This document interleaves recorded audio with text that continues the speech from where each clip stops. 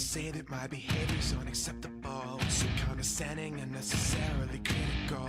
I have a tendency of getting very physical, so watch your step, cause if I do, you'll need a miracle. You drain me dry, make me wonder why I'm even here. The double vision I was seeing is finally clear. You want to stay, but you know very well I want you gone. Not fit to fucking tread the ground that I'm walking on. When it gets cold outside and you've got nobody to love, you'll understand what I mean when I say there's nowhere we're gonna give up.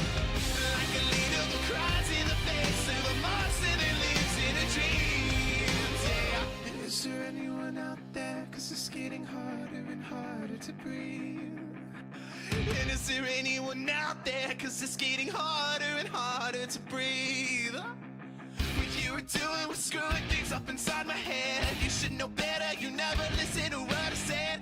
Touching your pillow and writhing in the naked sweat, hoping somebody someday will do you like I did. When it gets cold outside and you've got nobody to love, you'll understand what I mean when I say there's nowhere we're gonna give up. Like a leader who cries in the face of a monster that lives in a dream. Yeah. Is there anyone out there? Cause it's getting harder and harder to breathe. And is there anyone out there? Cause it's getting harder and harder to breathe.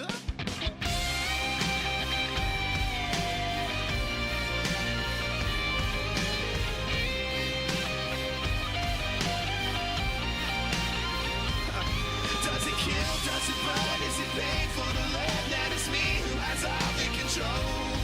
Does it thrill? Does it sting when you feel what I bring and you wish that you had me to hold?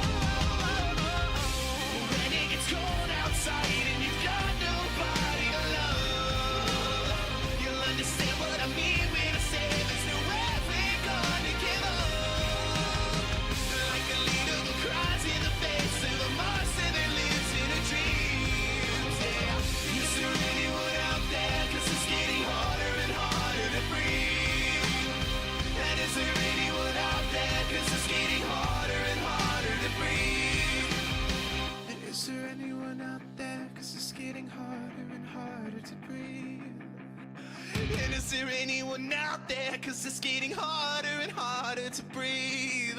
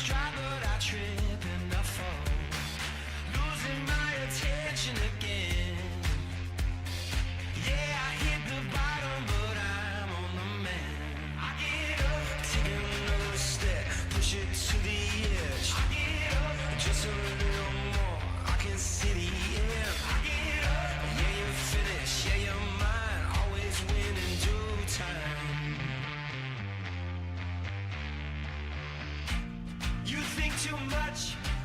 It's in my head, so I'm shaking off the rust. And you got no trust. It's in my head, so I'm shaking off the rust. I think I broke just a little bit. Walk through the fire, made it back again. Lord knows I tried everything I can. Now I'm shaking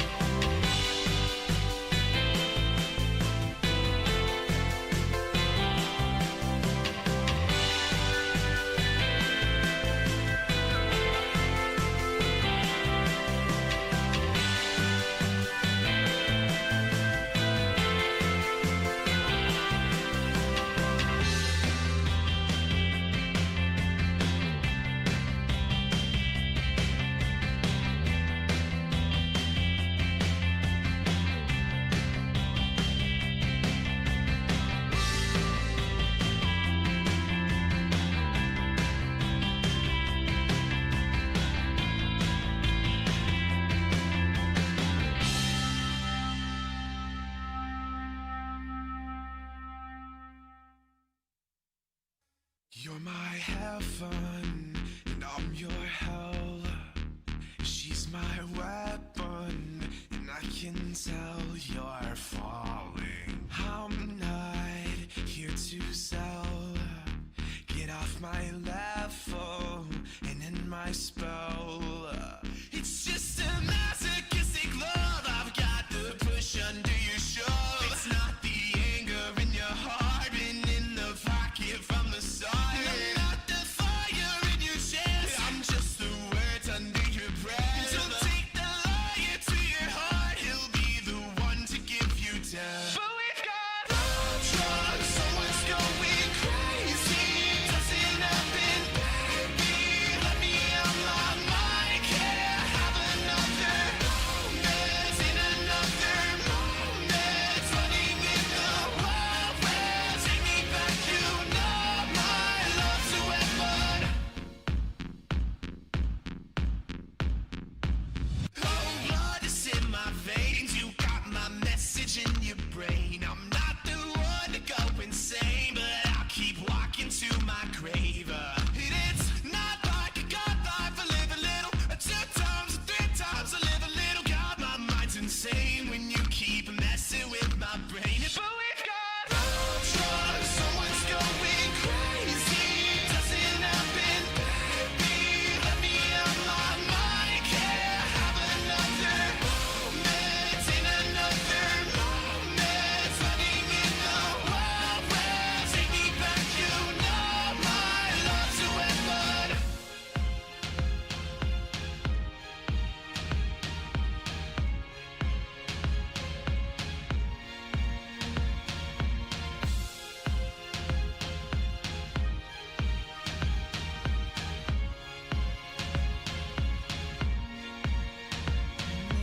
Time. Don't get me wrong, I'm just a human in this life. I'm not the one to tell you live right, but the sights are gone and the eyes are closed. In the words we speak are the last we'll know. I'm just a human. Don't get me wrong, I'm just a human. But we've got love drugs, someone's going crazy. Doesn't happen, baby. Let me out my mind, can't have another moment in another moment. Running in the wild west, take me back, you know my love. So it's not like a god life, I live a little, 2 times, 3 times, I live a little. God, my mind's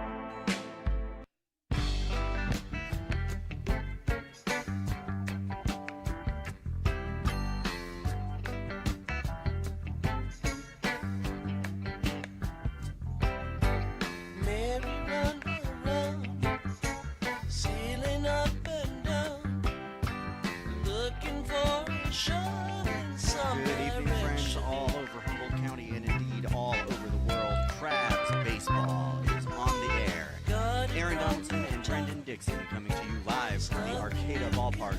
Your home Crabs host Medford Roads for the second three-part series capping the 2026 season of Pacific Empire League Baseball. And Brandon, you were on the mic last night for a 12-5 victory for these Crabs. It was a good game. What's the takeaway?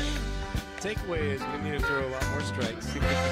Both teams need to work at a quicker pace, and that I genuinely miss you, and I'm glad that you're back. Well, I'm glad to be back, and you did a great job. We will bring you these lineups here, brought to you by North Coast Audiology, North Coast Co-op, U.S. Bank, and Arcata, and Compass Community Credit Union. Leading off for the Medford Roads will be the second baseman, Daniel Bergman, batting second with left fielder Quentin Wilson, batting third baseman Logan Macy. The cleanup hitter will be the first baseman, Ian Sanchez. Batting fifth is Chris Ortiz. He'll be catching. Jackson Rosenthal, the designated hitter, bats sixth. Evan Saito, the center fielder, bats seventh. Jaden Neubauer, the shortstop, bats eighth. Will Salahar, the right fielder, bats ninth. Herman Luna will be throwing the ball at our Crabs. We will bring you those Crabs. That is Bryson Shelton out there on the mound, ready to get things started here on this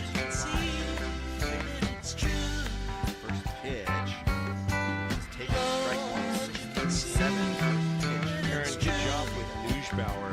That was something we were debating last night, but that is the actual pronunciation. Got it checked. Left to right in the outfield for the Crabs is Anane Wilson in left field, Alex Carrington in center, and Adam Anyar in right.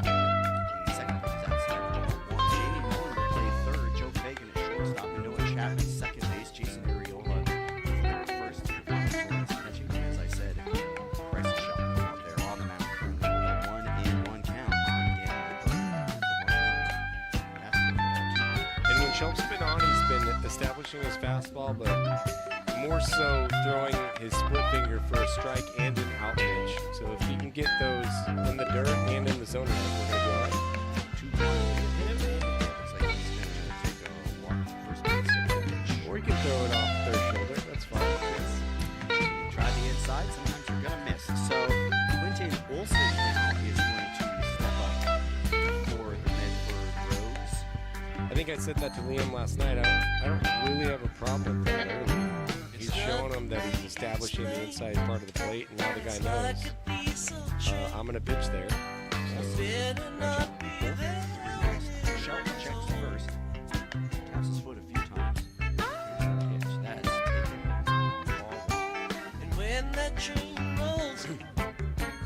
ball. I feel like you and I called Shelp like recently. I think that might have been Yeah, he's been pitching a lot. He's been pitching well. He's got himself in and out of jams. But a lot of shutout innings, a lot of zeros for Shelp. That's strike one. Couldn't see a better kid. Just the nicest. I could say that about like every club. But it gives me great access. Always talks to me. Always has a smile on his face. Always gives me a handshake. Tries first base. Safe ball gets away from the first base. Not far. So Berman is going to remain at first base as Shelton makes his way back out to the mound. The high number 70 is currently 67.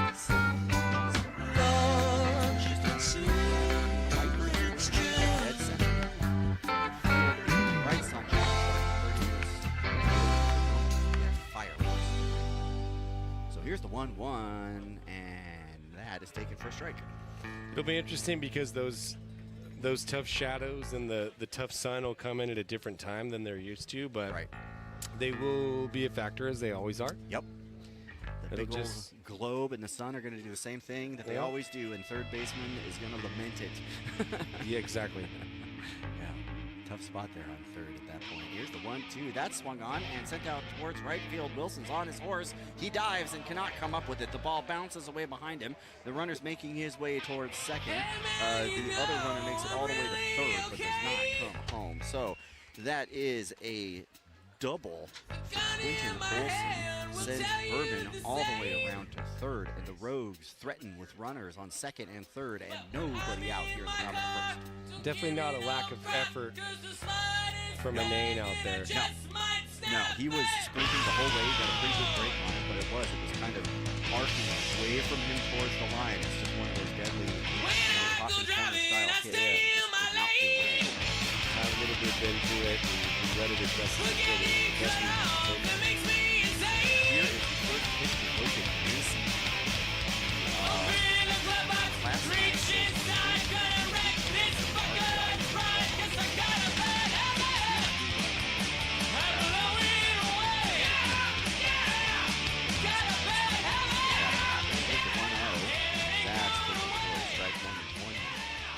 he also got drilled square in the backside last night.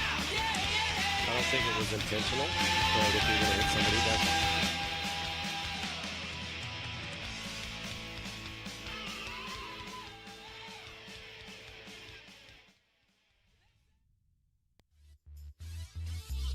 Welcome into Potters pregame. Mark the Phantom Low here, along with the manager of your Lincoln Potters, the one and only Eli Garcia. Eli, thank you for coming up. I know you're running around doing manager stuff, but you come up here. It's the last regular season game. First of all, you guys come back from Medford a couple weeks ago. You're 8-8, and the next 8 games you go 7-1. And I know part of that's great managing, but what about the rest of it? Yeah, I think it's, ultimately just having a group of guys that want to just finish the season out strong and compete, just for the city of Lincoln and this organization. So it's kudos to them for just kind of coming back from that road trip with a different mindset and just being hungry. 3 walk-offs this week. I know you didn't draw that up. No, I mean that kind of speaks to what you were just saying, but still 3 walk-offs in 1 week. You don't really see that. No, you don't. And it's like one of those things, right, where it's just hard to not be romantic about baseball, right? It's just a walk-off strikeout win. I don't think I've Who ever can't be seen romantic about that? I mean, a walk-off strikeout, I don't think I've ever seen that, No. heard of that. So, just playing hard, especially that game in particular, just coming back 8-2 from a good Healdsburg team and finding a way to win in front of the home crowd was huge. So, we've battled hard, and it's been a long season, and so it's coming down to the wire, so we definitely want to finish it out strong. Talking with Jackson Norton after he hit the home run, and, he talked about he had a couple of injuries and stuff. So what a great thing. I mean, that was one of those things where that's like a storybook thing. He, bottom of the 9th, hit the 2-run homer. It disappears into the trees. He rounds the bases. There's like all the team, and they're not even letting him get to home plate. What a great moment. Oh, yeah. I mean, especially for him, too. I know that was huge for his confidence. Yeah. Especially a guy who early on played a lot for us, and then in the middle he kind of, didn't really play as much, but he stuck it out. He also had some injuries. Just being able to come back from that and just find some success is going to be huge for him, not only for this game and, hopefully playoffs, but just for, his career moving forward. I want to ask you about a couple of guys, Eli, and then I'll let you go. So I know you got stuff to do. First of all, he left the team after the game the other night. We already knew that was going to happen, but he's here the whole season. Jordy Lopez comes out and he hits close to 460. His OB, he's on base 58, 59% of the time. Pitches, plays outfield, and he's here from day one. What does it mean to have a guy like that who does everything for you and is always out there? Yeah, I mean, it's always nice to have someone like that, especially when it's a local kid too. So his dad was out here at every single game rooting us on and being, a big fan of the team. Losing him hurts, but it was nice to be able to just be a part of his journey, for the time he was here, and just him being kind of one of our older guys as well, kind of, wore off on the younger guys that we have with this team. And Ty McGraw comes back for his second season. He's already a Potter Hall of Famer. He comes back for his second season. I think today will be his 25th game. I don't remember a guy reaching double-digit home runs in a previous season. Maybe it's happened. I don't remember. 10 home runs and 40 batted in just 24 games. And to me, Eli, it looks like he's walking around more confident now. Do you see anything like that, and do you think he'll be able to take that back to school with him? I think 100%. I think the biggest thing for him, right, is just being himself. I mean, we see it, firsthand every single day. Like, it's special to watch, and, I think he's the closest I've seen in a Potters uniform to Daniel Susac. I think the way he carries himself, the way he's in the box. I mean, even last game's home run was a 3-0 count, right? Yeah. I mean, it's one of those to where it's like he's one of those caliber of players, where it's like, hey, 3-0 count, like, you can go ahead and swing the bat, depending on the situation, right? But just, kudos to him, and it's just been so awesome to have him around. I know everybody in the city of Lincoln, they love him. They do love him. I He's mean, just a great representative, and yeah. what a great kid. Two other guys I want to ask you about, and the guys is kind of like my favorites, which is they come to the team, they kind of have slow starts, they're under the radar, and the first one I want to ask you about is Shane Miller. He comes out of Arizona, University of Mexico, which is a great school for us. We've had some great players there. He gets a slow start, and all of a sudden, as much as anybody else, he's put the team on his back. Yeah, I mean, it's just one of those things to where he came in late, right? He came into a team that was already kind of grooving, you know, and he had to just wait his turn and find his way. And then, you know, when he got the opportunities, he just ran with it. And, you know, if I can give any advice to any young baseball player that's, you know, in high school and in college, right, it's just wait for your opportunity, and when it comes, all you can do is take advantage of it, and that's what he's done for us. And the fourth guy I want to ask you about is kind of, in my mind, a cult hero, because he's a guy who came in, and I remember a couple of times in the first couple of games he was coming to the plate, and he hadn't got a hit yet. He was 0 for 10. He was 0 for 11. All of a sudden, he gets a base hit. Then he hits a home run in a previous game against the West Coast Kings and just destroys the ball. And all of a sudden, Ian Guanzon is just – he's on fire. You can't get the guy out. He gets the walk out the other night. Talk a little bit about Ian. Yeah, I mean, Ian's been a huge add offensively, and I think most importantly defensively. Like, he's had a lot of hits with the glove, right, as we say it. Just being able to be one of our – I think he is our second oldest guy. I think Radix takes the cake there. Yeah, he's my age, yeah. but that's okay, yeah. But just having someone like Ian, who's older, who's played a lot of college baseball, you know, who's a junior college guy from Chico, so not too far from here. And just the impact he's had on the team has been tremendous. And, you know, selfishly, I wish we had him all summer. But, absolutely. You know, for the time being that we've had him, he's been great. And, you know, it's fun to watch him. Yeah, he's got, I think, 20 runs batted in like 12 or 13 games. It's just amazing. Finally, Eli, let me get you out on this. We talk about it with players all the time, how it's a grind. It's a 2-month grind. We talked about Jordy and some of the other guys who played the entire summer. Perrin Bland's another one, and it wears you down. What about you? Your third year coaching at Roseville, second year out here. Your Roseville team takes you deep into the playoffs. Then you come right over to the Padres. How are you holding up? Yeah, I mean, I'm holding up great. You know, I got a great foundation. I got a girlfriend who supports me, and, you know, she's always watching. And, you know, when I have my off days, I just make sure that I make them off days. You know, sometimes absolutely. It's hard, but just not taking the wins and losses home, right? That's the biggest thing I've learned is just enjoying my time out here, enjoying being with the fans, and a part of an organization that I once was a player of. So, you know, I'm doing great. I wouldn't want to be anywhere else, and it helps having guys like yourself who I've known pretty much my whole life, and my dad and Matt and just everybody, and just how it's just really is a family here. Well, we got lucky with Ryan Stevens for 5 years, and I think we're getting lucky with you as well. Eli Garcia, thanks so much for coming up. Thanks for a great season, and good luck tonight. Yeah, thank you. It's a big one tonight, so let's go get one. It is. Let's go get one. We're back with baseball right after this on the Stones Broadcast Networks. Padres fans want to keep restoring and renovating historic McBean Stadium? Now you can become a member of Friends of McBean. Annual membership start at $50. Become a member now at friendsofmcbean.org. This job is the Esplanade at Turkey Creek phases 4 and 5. Our scope of work for this project is full scope, so we've got all the underground, all the joint trench, and all the top side included with it. We're putting in sewer pipe, manholes. We're not doing services yet. We go through and do all the main line, and then we come back and do all the services after that. I would say this project right here, the one we're working on, is probably about a 2-month project. It's very costly to the developer, so beating the schedule is very important, more important than most projects. It's got a lot of groundwater, so we've got an extensive groundwater pump system in place. It's just cool to be a part of the built environment and know that for the next 100 years that people are going to use and enjoy what we've created here today.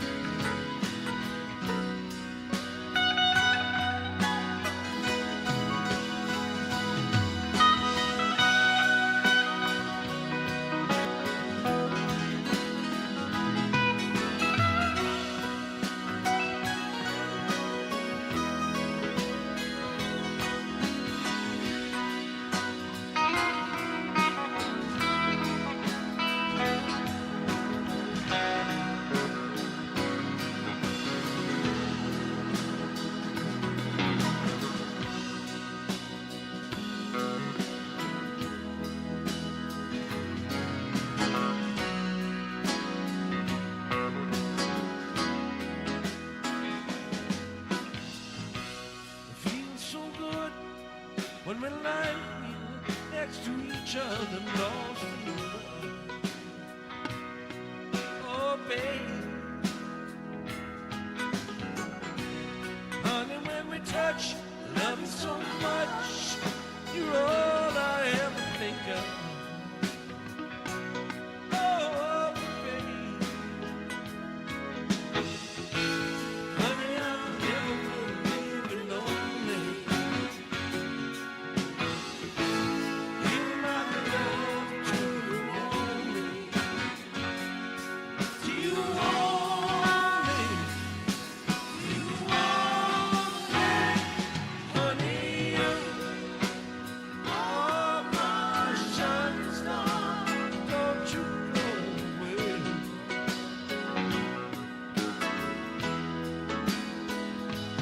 Wanna be right here where you are till my dying day. Oh, baby, honey, oh, my shining star, don't you go away. Oh, baby,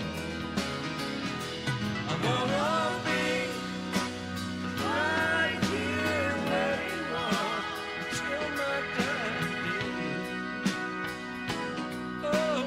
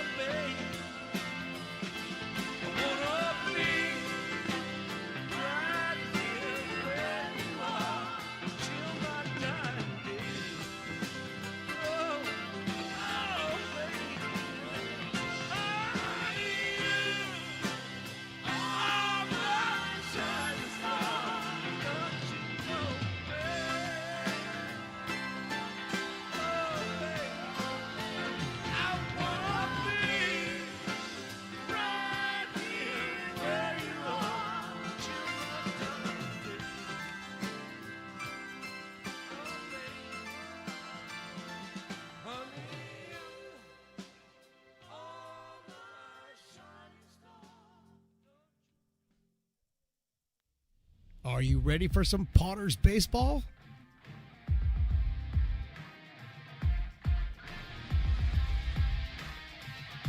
Potters Baseball, brought to you by Stones Broadcast Networks.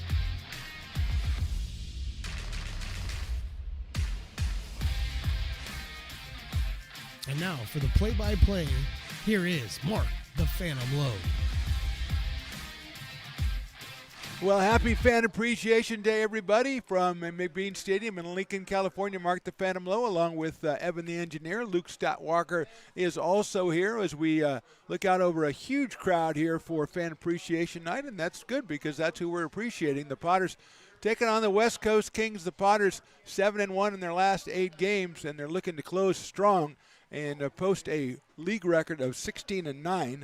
Now, as far as the playoffs are concerned, good news from Humboldt last night. The Crabs beat Medford, I think it's 12-5. So Medford loses one of the 2 games either tonight or tomorrow up in Humboldt, and the Potters can win tonight. The Potters will be in the playoffs, which will start on Wednesday at 6:35 right here at McBean Stadium. But that's a lot of stuff that's got to happen. The first thing the Potters have to do is do what they've done, in the last 2 weeks very well, is that's take care of business. 3 walk-off wins at home this week.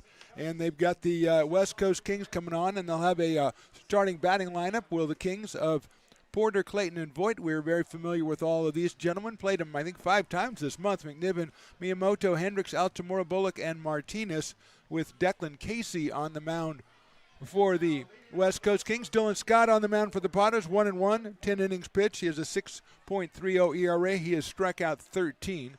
Dylan comes to us from Roseville, California. He is in the transfer portal as we speak. First pitch is outside to Blake Porter. We are underway at 7:06. Porter at 277, 5 home runs, and he's driven in 13. Blake out of USF. That is outside for a ball.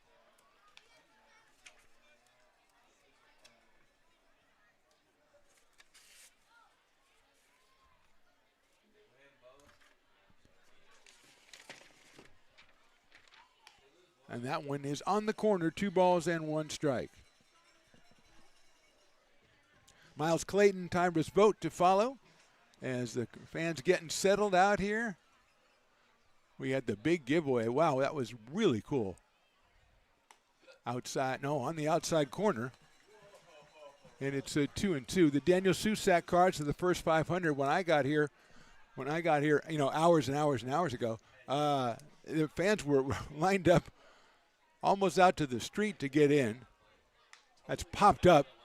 At second base, it's Ethan Groves, and he'll have to go backwards. He's lost it, and Porter's going to end up at second base. So Groves went up on that one, a high sky today, and he had it under control, and then at the end he just didn't. And Porter kept on moving, and Blake will be at second base.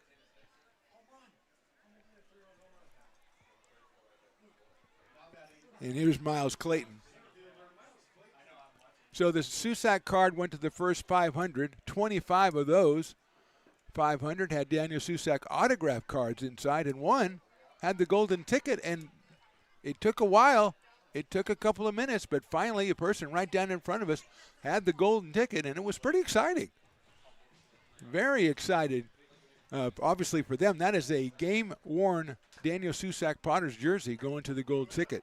Here's Miles Clayton out of Santa Rosa Junior College, and it is a strike. So Porter gets a double that's lost in the sun, and that's usually not that side of the infield or the field that is affected by the sun. The left side totally affected. Clayton with 4 home runs on the season, and that is also a strike. So it's 0-2. There's a generous strike zone early on in this one, as the fans are still trying to settle in there. They're going down to Saboros, to Mexico. They're hitting Fat Cat down there. I hope Fat Cat's throwing some bacon dogs or something on for the last game. I mean, that would only be right. Willie came up with a tremendous promotion. It is called, here's the pitch. There's a chopper right back to Scott. Dylan has it, goes to first for the out. It'll move Porter over to third. The first down, and it'll bring up Tyrus Vogt. It's a reverse happy hour, which means that after the second inning, beer and wine $4 off. So another genius promotion from Willie and the people here at the Lincoln Potters. Here's Tyrus Vogt, the catcher. Tonight he's the DH. He's hitting .344.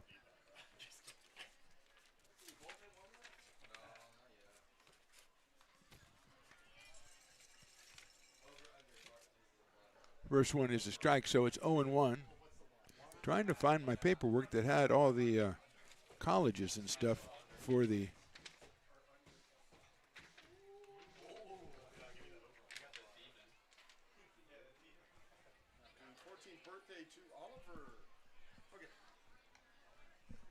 One ball and one strike. I got accosted coming upstairs by a young woman who wanted to say, "Can I tell you a happy birthday to somebody?" I said, "You can tell me. I don't think it'll go any further than me." Yeah, I said, "Happy birthday," but that's not what she wanted. Line drive foul. She wanted Oliver wished a happy birthday, his 14th, so I gave the requisite paperwork. You need paperwork and forms for all this stuff. Birthday requests, you got to fill out like 2 or 3 forms. So Willie's got them all now, and he'll take care of that, hopefully, within the next inning or so. So I don't look like a total klutz. 1-2 pitch in the dirt outside. Defensively, Evan, can we put up the defense for your Lincoln Potters? We got Norton, we got Madsen, we got Dobson. Wanzon, Miller, Groves, and McGraw. Behind the plate, Kyle Pedersen, which means more outfield, and Dylan Scott on the mound. 2 balls, 2 strikes. Porter at third, 1 out here in the first. The left-hander delivers, sails it outside, 3-2. Hitting 87 for Dylan Scott.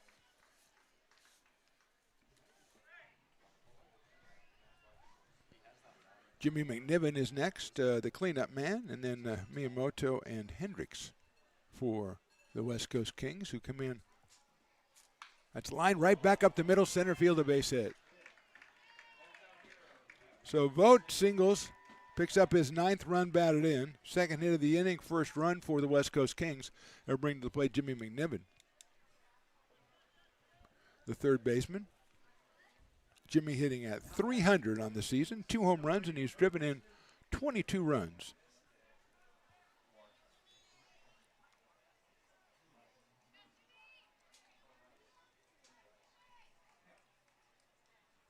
Vogt over at first base with the short lead. Here's Scott to the plate. McNiven hits it down the line to McGraw. McGraw will go to second for 1, then go back to first and turn to 3. 6-3 double play. So the Kings put 1 on the board, and the Potters play a little defense. We'll go to the bottom of the first. It's Kings 1, Potters coming to bat.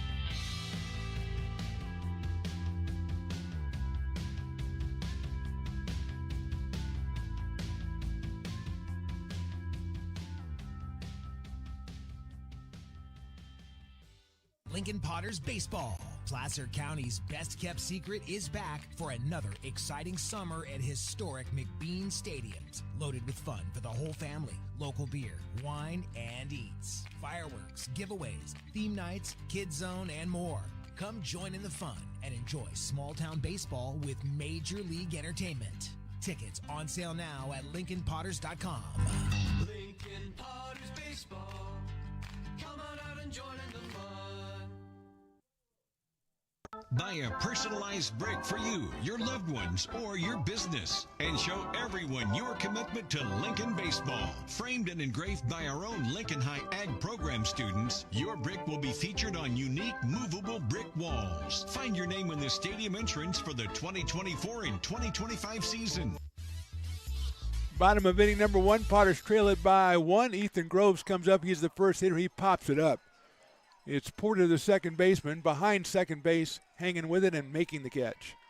So Groves is out on the first pitch from Declan Casey, the right-hander out of Chabot, making his 8th appearance, 17 1/3 innings, 28 hits, 14 runs, 13 strikeouts, and an 0-1 record. And if we can put the rest of the lineup up there, Evan, for the your Lincoln Potters, then we'll have Guanzon, McGraw, and Miller. Then Norton, the hero the other night, Dobson, Bland, Pedersen, and Mays Madsen with Dylan Scott on the mound. Here's Ian Guanzon, 373, 4 home runs, and 20 runs batted in just 13 games for the Potters. You heard, hopefully you watched the pregame. We threw out a little Eli Garcia interview for you. Said some great stuff and really appreciative of everything that Ian has brought to the table. And not just with the bat, but also with the glove at third base. So Ian and then Ty McGraw. King scored once in their half of the first inning, a Sun-aided double and then a base hit by Vogt. Swing and a miss by Ian. Out of Chico, California, East Tennessee State University.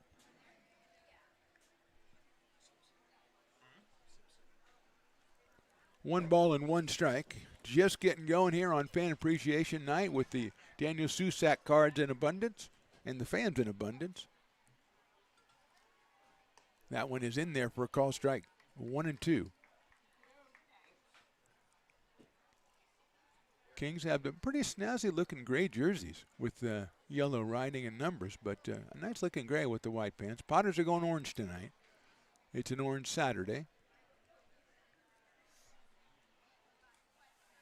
Swings and misses. So Guanzon goes down on strikes, which doesn't happen very often, and that'll bring Ty McGraw to the plate. Ty has been just sensational, joining the team 24 games ago from Troy after they went to the College World Series, and he has 10 home runs and 40 runs batted in those 24 games. He's hitting .370 and has scored 27 runs, and Eli Garcia paying him a tremendous compliment, saying he's the closest thing we've had to Daniel Susac since Susac has been here. And that was a couple of years back, and McGraw will foul that one off. So it's 0-1 on Ty out of Gardendale, Alabama. And as we said, Troy University, Troy Trojans, I believe. See in the right corner of the bottom right corner of your screen, you can see what Evan is monitoring the game up in Humboldt between the Crabs and the Rogues. Line drive, base hit left field. Over to get it is Miyamoto. He cuts it off, and McGraw's going to be held. He was thinking double, but he's going to be held to a single as Miyamoto got over there very quickly to cut it off. But McGraw with another base hit, first hit for the Potters here with 2 outs in the first, and it'll bring up Shane Miller, another guy who got a lot of praise from the boss in the pregame interview. Hitting .405 now is Shane Miller out of the University of New Mexico, which has sent a lot of Potters, a lot of great Potters from there to here and probably back again. Shane with 4 home runs and 31 RBI in just 24 games. So he and McGraw and Guanzon, 61 games, and they've driven in 91 runs. Here's Miller. Pops it up left side. Looks like it's going to be foul, giving chase the left fielder, and he won't get there in the bullpen. That's Miyamoto out in left field, who seemed to pick the ball up pretty quickly. With all the sun problems down there, he seemed to get it. I think it's probably easier with the high pop-ups than it is with the line drive, and that's what we saw in the last couple of games. But Miller now, no balls and 1 strike. Shane from Gilbert, Arizona, and the University of New Mexico, hitting, as we said, .405 on the summer. Last regularly scheduled home game for the Potters. Hoping to get one more as Miller takes down low. Casey delivering at 89 miles an hour. Big guy out of Chabot College.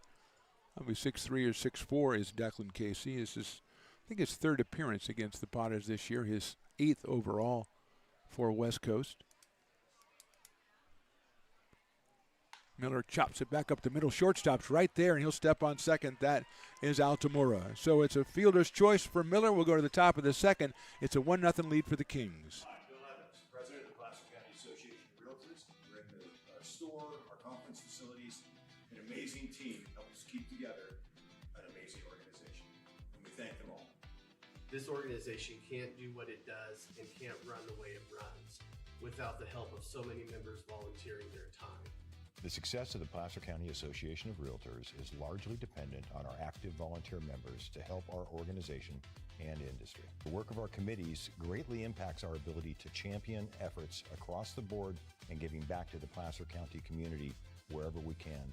Like all service organizations, I wanted to serve, and getting involved with the affiliate committee was the perfect way to do that.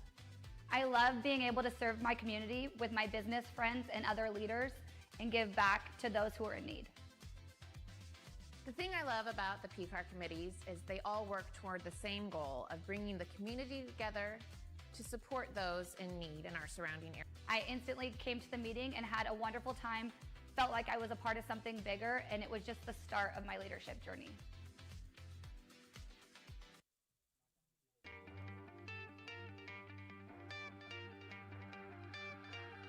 Gooseport Public House.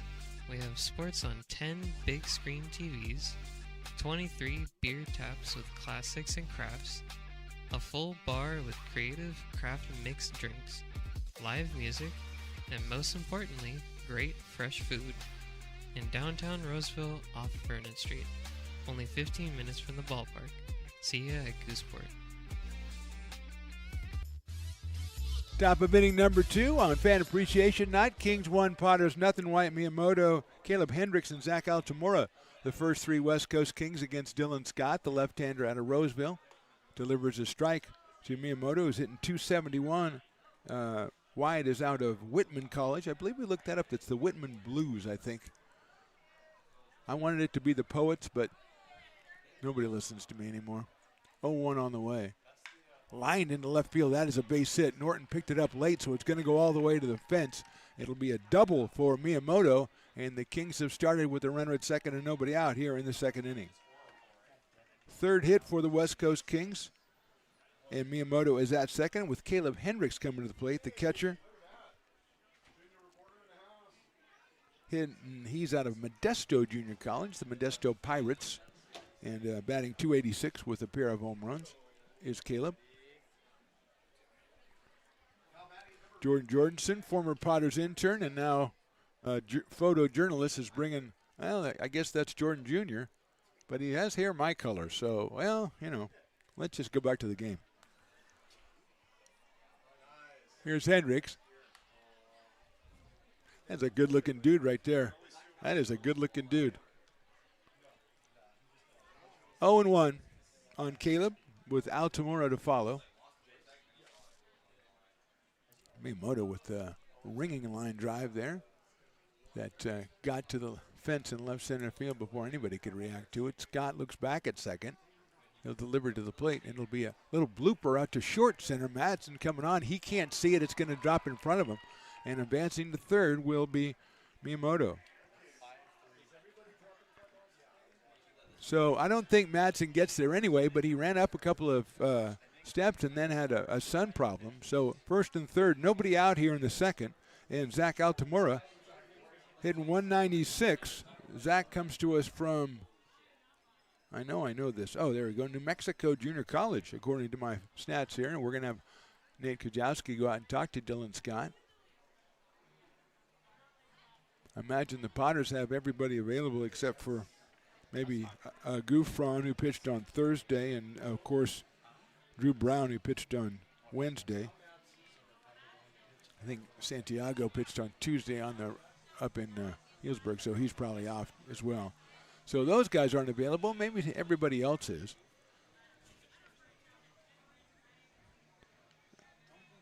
Tyler Valdez went a couple of innings on Thursday. Maybe he would be not available, but we'll see. It's hopefully down the road for the Potters.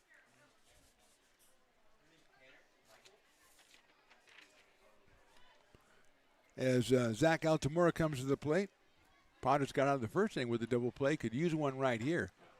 And Dillon's going to go over to first base. Ty McGraw at first for the Potters.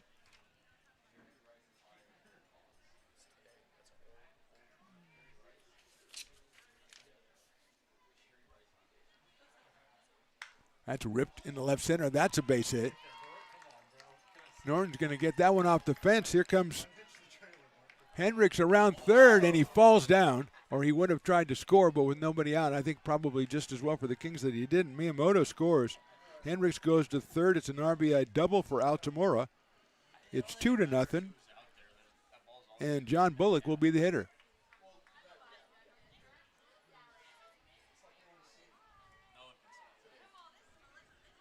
Bullock hitting 165 with 3 runs batted in out of College of Marin, I believe. He is the dog batter today. So if he strikes out, it'll be half off Dueling Dogs. It'll be $4 off everything after the second inning because it's reverse happy hour day. But for the Potters, they just want to get some outs here. Bullock hits it sharply up the middle. Cut off at short by Miller. He'll go to first and get him by a step. But it's an RBI ground out for Bullock. And moving to third is Altamora, 2 runs in on the inning. It's a 3-0 score for the West Coast Kings. And the number 9 hitter is Bubba Martinez. He is the right fielder.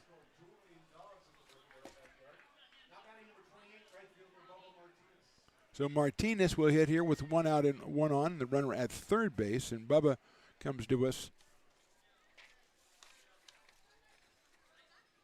from Simpson College up in Redding, California. It's a little warm up there this time of year up in Redding, California. 1-0 on Bubba. He lifts it to short center field. Madsen coming on. He'll make the catch. The tag is made. The throw will come through. It's cut off. And holding at third is Zach Altamora. So a productive out right there for Dylan Scott. And now he's got to face the top of the order, Blake Porter, who hit a pop-up in the first inning that got lost in the sun, ended up with a double, and later scored.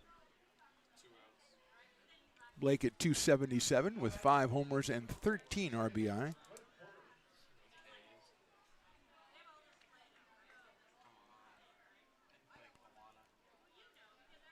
Like I said, in the bottom right corner is the game from Humboldt. There's a grounder down the third baseline. Guanzon makes the stab across the diamond. A strong throw, and that ends the inning. But the Kings put up 2 more. We'll go to the bottom of the second. They lead this thing 3-0. Potters fans want to keep restoring and renovating historic McBean Stadium? Now you can become a member of Friends of McBean. Annual membership start at $50. Become a member now at friendsofmcbean.org. When it comes to your home's maintenance and repairs, Jeffers Resource Group has you covered. Our handyman services offer a comprehensive range of expertise, from minor carpentry to drywall, electrical and flooring for property managers, landlords, and renters alike. We ensure that every job is completed to the highest standards, so you can have peace of mind. Contact us today to discover how Jeffers Resource Group can help keep your home in top shape.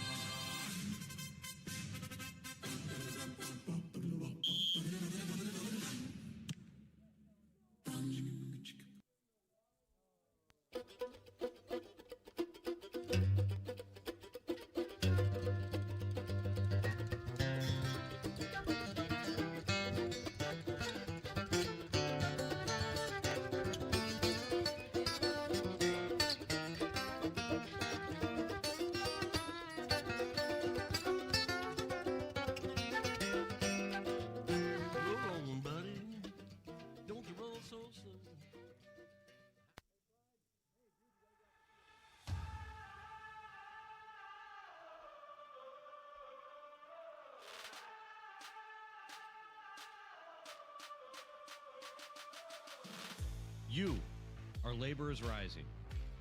And now you understand where we came from, what solidarity means, and what we have ahead of us. No one's going to defend us but us. No one's going to help construction workers except us. And I can't wait to see you out there.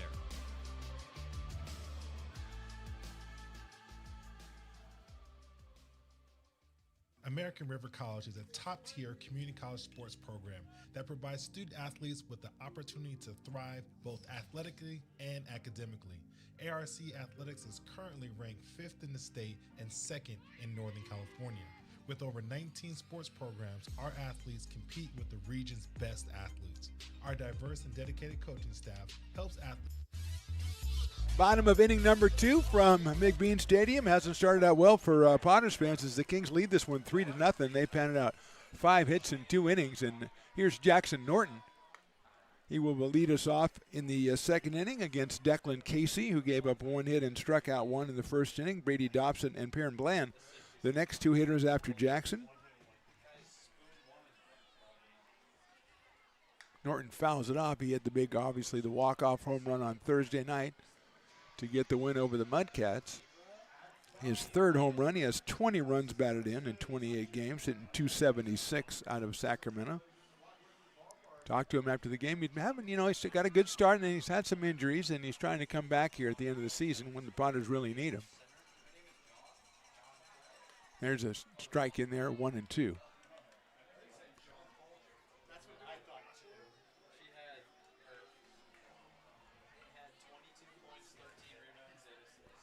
So it's a 1-2 pitch to Norton. Breaking balls hit well to right center, but on the move is Miles Clayton, and he will make the catch for the first out.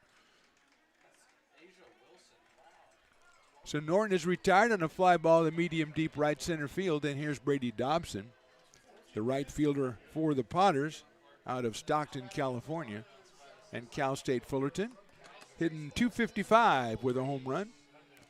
Looking to get something started off the right-hander Declan Casey here, as the Potters on Fan Appreciation Night handing out 500 Daniel Susac Rising Star baseball cards, 25 of those signed by the man himself, the Potter legend Daniel Susac, and one of those people had the golden ticket, and they got a Daniel Susac game-worn Lincoln Potters jersey. So good stuff. Another great crowd. Just the last week has been amazing. Just the people just coming out, enjoying themselves. Great food out here. We say it all the time as Dobson fouls that off.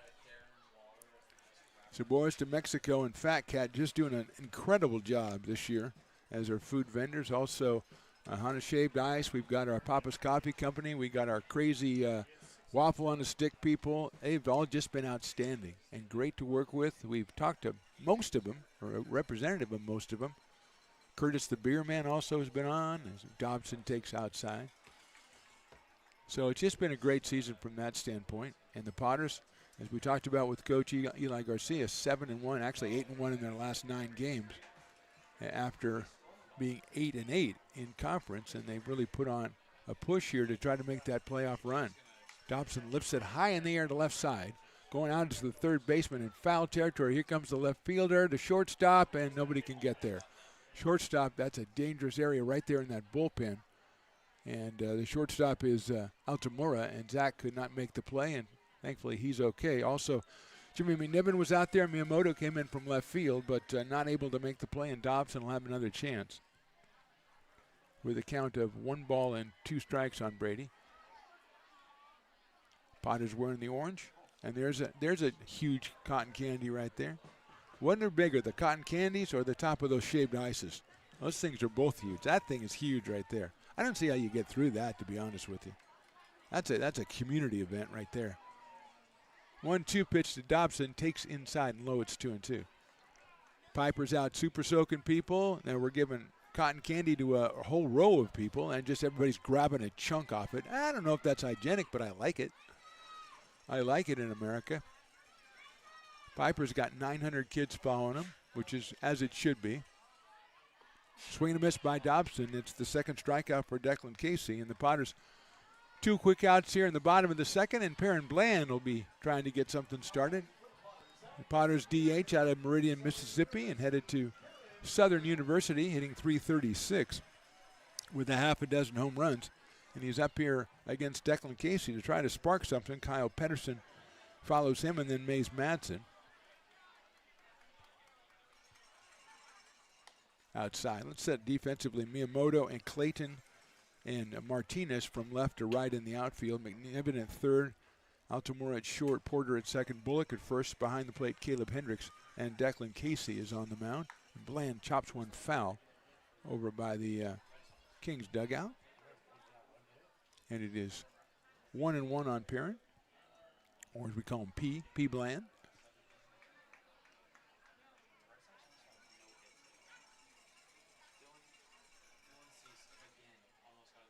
Chops that one foul, almost the same spot, so it'll be 1-2 now on Bland.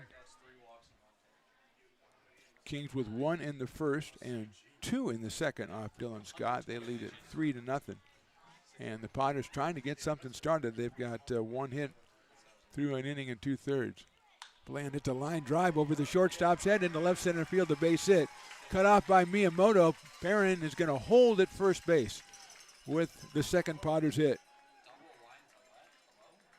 Kind of like he hit it and didn't really know where it went. He was kind of stunned for a minute and then took off from home plate. And here's Kyle Pedersen. Oh, there's the strain to the outfield with Your Love. A song I will now forever associate with Kyle Pedersen. A fine young man out of Roseville, and it's not his fault. So Bland's at first with the second Potters hit. Pedersen at the plate and then throw over to first base. And P. Bland gets back in there on his stomach. And we'll go back again. He doesn't have that big of a lead over there. Pedersen takes a strike. Kyle at 213 with a home run. He's driven in 7. He's followed by Mays Madsen.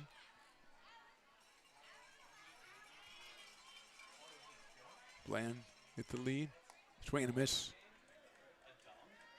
One ended up a little outside, so a really good slider coming in at 84 from Casey. We got time. I think we got a baseball that came out of the bullpen as Piper goes in front of us and just squirts whole sections of the people. Maybe there's one person in the section that didn't want to be squirted. I don't know. Here's Curtis the Beer Man making his way from first base side to the third base side. Just looking around, looking for people to talk to. It's a very conversational sort, Mr. Curtis. Pedersen swings and misses, and he is out on strikes. Third strikeout for Casey. Potters get a hit, but nothing else. We'll go to the third. Potters trailing this one 3-0. American River College is a top-tier community college sports program that provides student athletes with the opportunity to thrive both athletically and academically. ARC Athletics is currently ranked 5th in the state and 2nd in Northern California. With over 19 sports programs, our athletes compete with the region's best athletes. Our diverse and dedicated coaching staff helps athletes develop the skills necessary to compete at the next level. Start your community college athletics journey with us. American River College, Sacramento's best athletic program. Go Beavers.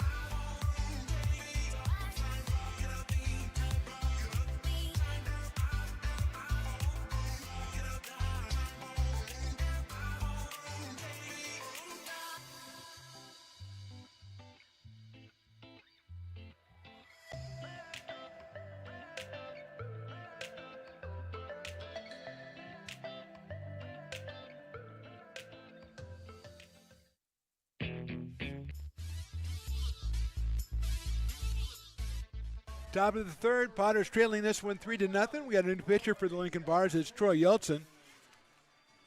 Coming to us out of Rockland, California and Sierra College. Making his 10th appearance, 10 innings pitched so far. No wins or losses, a 2.70 ERA with 6 strikeouts for Troy. He has walked 5. And he will face Miles Clayton and Tyrus Vogt and Jimmy McNiven, 2, 3, and 4 in the lineup for the West Coast Kings, who have peppered 5 hits through the first 2 innings and scored 3 times. Clayton grounded back to the pitcher his first time up, so he is 0 for 1. The center fielder out of Santa Rosa Junior College. He'll hit that one out to shortstop. Miller's going to have to come in on it. Shane on the run, throws to first and gets him. So 1 out here in the third, and yes, the reversed happy hour is in effect for our $4 off beer and wine. Just blanket stuff, $4 off. So that's good stuff. Another great Willie Preston promotion. Here is Tyrus Vogt doing an RBI single his first time up, his 9th run batted in of the summer. He's a .344 hitter coming in. And he comes to us out of Sierra College. Facing fellow Sierra Collegian Troy Yeltsin, who gets him to chase that one. 0-1 on the hitter. Jimmy McNiven to follow. Vogt now 1 home run and 9 runs batted in.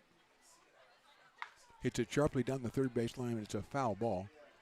Fortunately for the Potters, because that was headed in dangerous territory down there with Gonzon a little bit off the bag.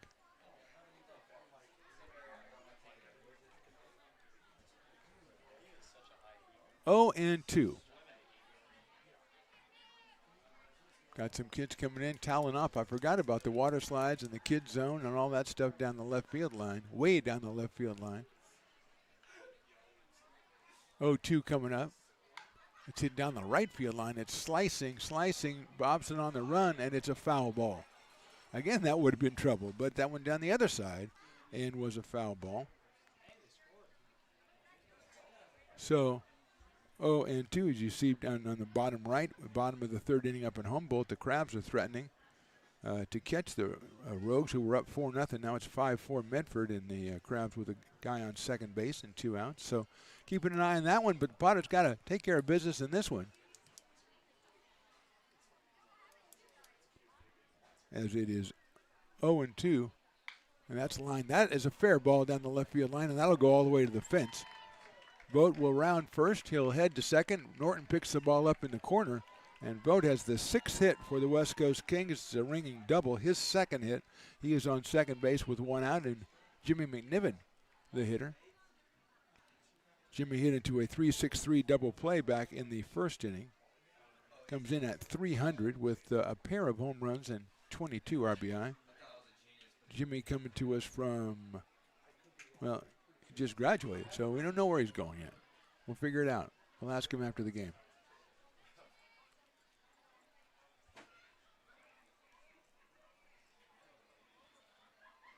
That's fouled off over by the Kings dugout, so it's 0-1. If there is a playoff game, it will be Wednesday, a 6:35 first pitch. I suppose if the Potters lose today, but Medford loses today and tomorrow, the Potters would still host that playoff game. But that's not the way they want it to happen. Want to get this W out here as Vogt dances off second and swing and a foul by McNiven. Kind of a slowed down. The pitch was only 74, and I think Jimmy swung at 74, so it'll be 0-2. Vogt was also 0-2, hit a couple of threatening foul balls and then lined a double down the left field line. McNiven's followed by Wyatt Miyamoto. Yeltsin in the dirt, bounces away, picked up by Pedersen, guns down to third. Not in time did he come off the bag. No, he did not. So it's a wild pitch. It'll allow Vogt to get 90 feet closer, so he's only 90 feet away. It's now 1-2 on Jimmy McNiven.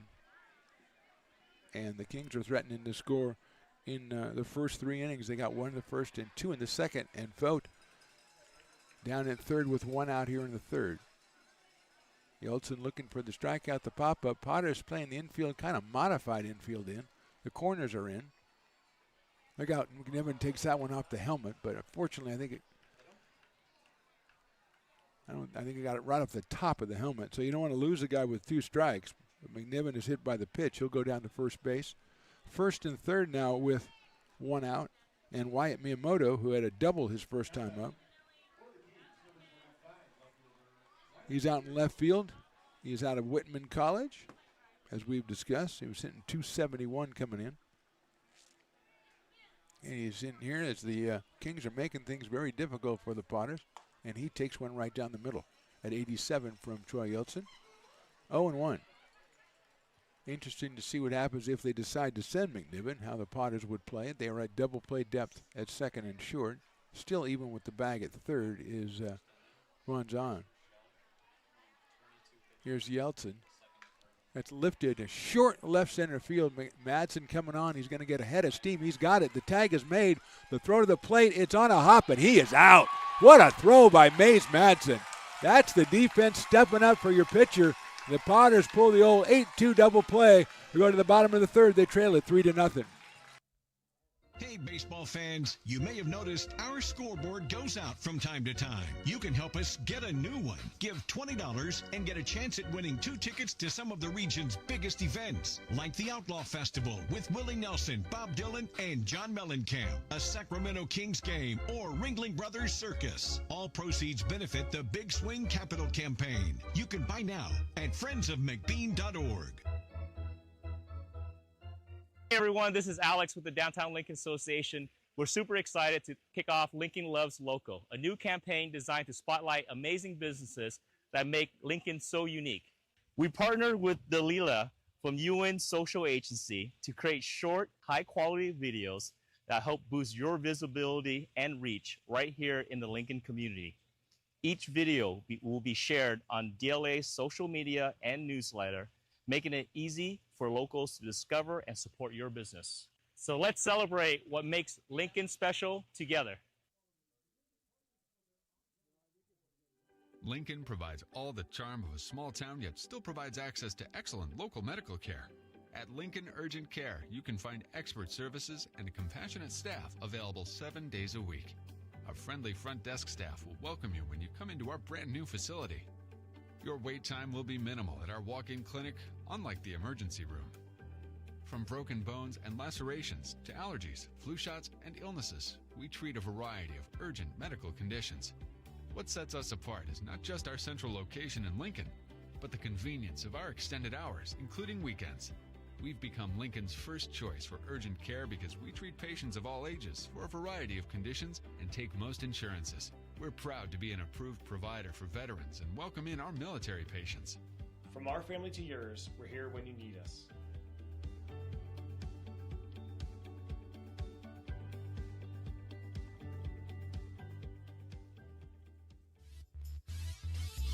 Welcome back to McBean Stadium. Mays Madsen will be the first hitter on Mark the Phantom Low. That is Evan the Engineer. Potters looking up in a 3-0 deficit here in the third against Declan Casey. It'll be Mays Madsen, then the top of the order, Ethan Groves and Ian Guanzon. Mays at 237 with 10 runs batted in. Will hit that one out into left field. Going back at left field and making a catch right in front of the fence is Wyatt Miyamoto. So Mays on the first pitch hit it pretty well, but not quite well enough. And he is the first out here in the third. And here is Ethan Groves. Popped out to second base his first time up. Ethan got the average up to 349. And he's driven in a dozen runs. He's been invaluable to the Potters, playing second base and leading off or batting a little bit later in the order, depending on the presence of Jordy Lopez. And he'll take a strike right there, 0-1. Ethan out of Elk Grove and Sac City College. He had 3 hits in the big win against Healdsburg a couple of nights ago. Swings and misses at that one from Casey. 86 miles an hour in the outside corner. Actually, a little bit outside the outside corner. And it's quickly 0-2 on Ethan with Ian Guanzon to follow. He'll take that one in the dirt. Caleb Hendricks behind the plate for West Coast.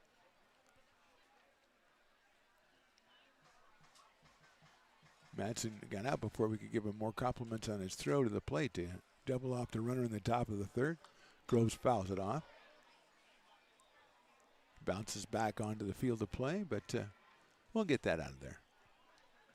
Just get that out of there. We got snow cones, we got cotton candy, we got dogs. Sabores from Mexico just dealing the quesadillas and the tacos. And the nachos, holds off on that one, does Ethan. It's 2-2. The grande plate of nachos is something we just noticed a couple of games ago. I don't know how you order that. I don't know how you get that, but that's what I'm going to. It must be a secret menu down there. 2-2. It's chopped over the mound up the middle. Second baseman will cut it off. The throw to first will not be in time, and Ethan has himself an infield single. Nice play by Blake Porter to try to make the play at first base, but Groves will beat it out for the first hit of the inning. And with one out, Ian Guanzon, who struck out his first time up, will be the hitter. He hasn't done that very often, as he's hitting .373 in 13 games with 4 homers, and he's driven in 20. And he brings Joan Jett with him to the plate each and every time. So Groves with a well-placed ground ball right there, and Porter, as we said, with a fine backhand stab, made it a little bit closer than I thought it would be at first base. And Gonzalez, it's the last couple of times he takes a minute to get in there, and he has not quite got in there, and the pitcher's already into the stretch. Umpire will straighten that out, and he'll come back at the throw back to first base, and Groves almost got caught. Looking the other way, but he got back. So now we're ready to come to Ian. He'll take a strike. 87 from Casey. Perfect position, a little high in the strike zone, but definitely a strike. So it's 0-1 on the native of Chico, California, Ian Guanzon, and now attends East Tennessee State University. Throw over to first again, and Groves is back. John Bullock, the first baseman for the West Coast Kings, who come in here at, I believe, 20-22 on the season overall, 7-17 in conference. And Guanzon now 0-2. Ty McGraw on deck.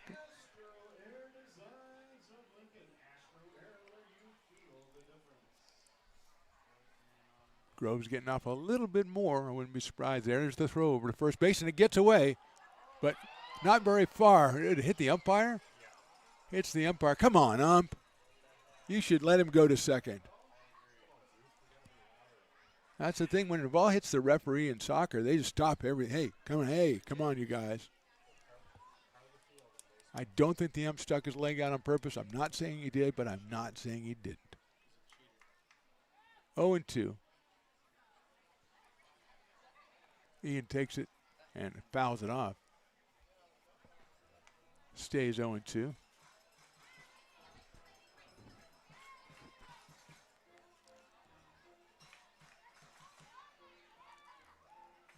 There's the great Ray Garcia. I hadn't seen Ray out here, and I knew he had to be here for the final game of the regular season. Guanzon saves himself with a last-minute stab at a breaking pitch. And 0-2 on Ian. I think Casey, as we said, it's maybe the third time. I think this is the best he's looked so far, as he's definitely got the Potters hitters a little off balance as Groves takes a pretty good lead over at first base. Ian takes outside. Hendricks takes a look down at first base. He might be thinking about a throw behind. 1-2 now on Ian. There's a throw over to first again. Potters trying to break through. They trail it 3-0. We're in the bottom of the third inning.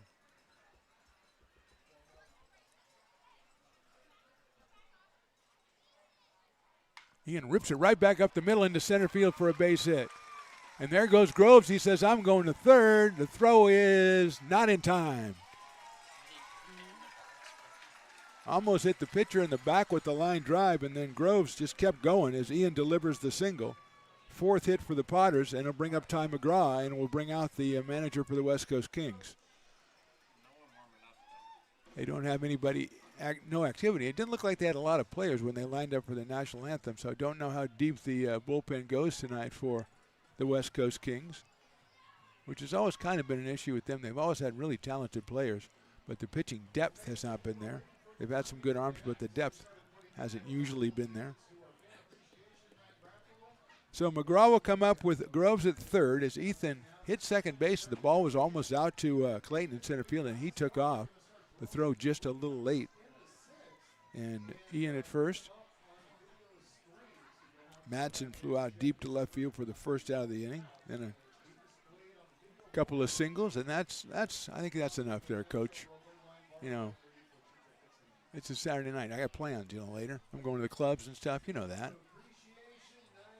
Of course, my clubs don't start till like 4 a.m. and stuff, as you know, Luke.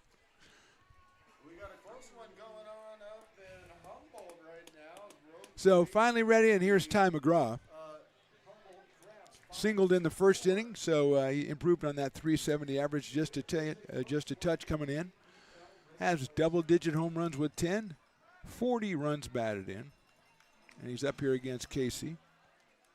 Shane Miller to follow Ty. Guanzon, I don't think is a threat to steal. Now, McGraw lined the base hit to left his first time up. Altamora is playing very close to second base as a shortstop, so that shortstop spot is wide open. Pops it up, and it goes out of play. 89 from Declan Casey. Ty does not get cheated. And Eli Garcia full of praise for his first baseman before the game and the pregame chat with Eli. 0-1 now. Swing and a miss, tied him up a little bit inside on the off-speed pitch, and Casey is immediately ahead of Ty, 0-2.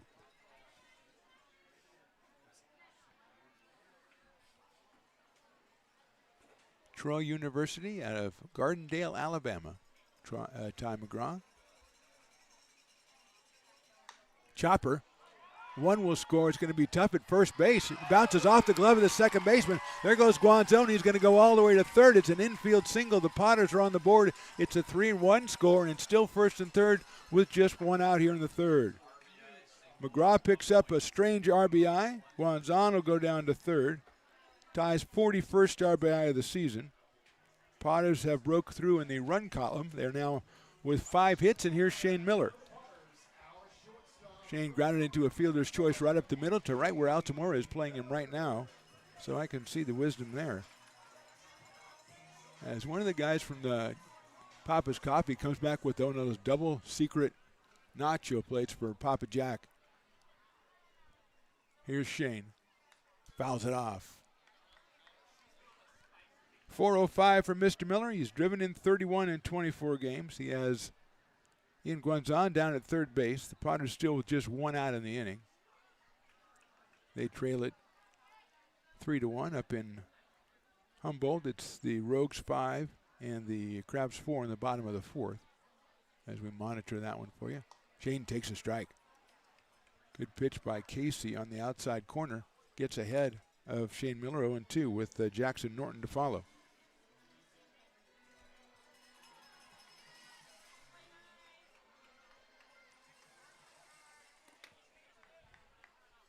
McGraw, short lead.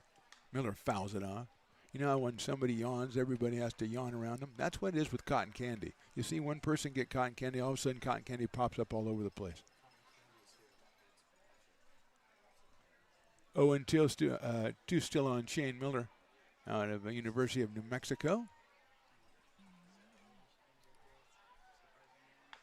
He gets a little dribbler down the third baseline. That's trouble if it stays fair, but it won't. It's a foul ball, and I think McNiven would have waited and seen if it went foul, but it got foul before it got to Jimmy, so Miller will have another shot at 0-2. McGraw goes back to first. Guanzon goes back to third. Jackson Norton follows Shane.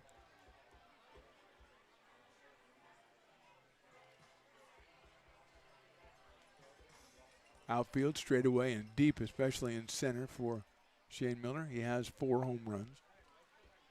Casey working 0-2. Takes in the dirt, 1-2.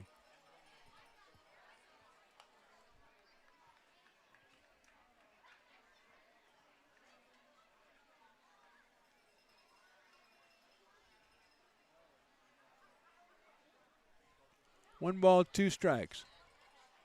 outside, 2-2.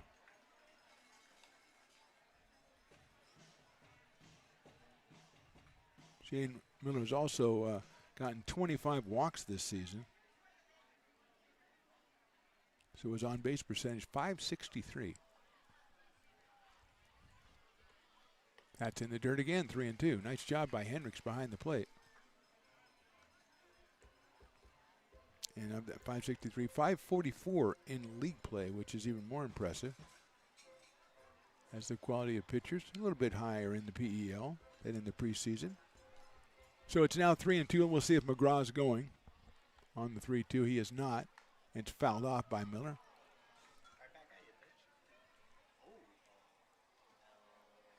The old hit the pole, go back out at the pitcher trick. And Miller, 3-2. We've got activity in the Potter's pen. It's Joey Garrienti out of ARC and William Jessup University. 3-2 coming up. That's hit out to center field and hit pretty well. Backing up is Clayton. He'll make the catch. Guanzon will tag. He will score easily. McGraw goes back to first. The Potters have put 2 up on the board here in the third and now trail it 3-2. And it's Miller's 32nd run batted in.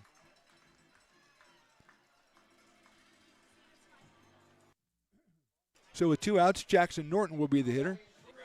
Norton hit the ball hard his first time up, lined out to right center field to Miles Clayton. Coming off the game-winning home run on Thursday night against the Solano Mudcats. A very scrappy bunch of Mudcats the other night. That's kind of their history, though. We talked about that with Mudcat Man. They come out and they compete. So Norton hitting .276, 20 RBIs in 28 games. Takes that one inside, so he's ahead in the count 2-0. He's followed by Brady Dobson.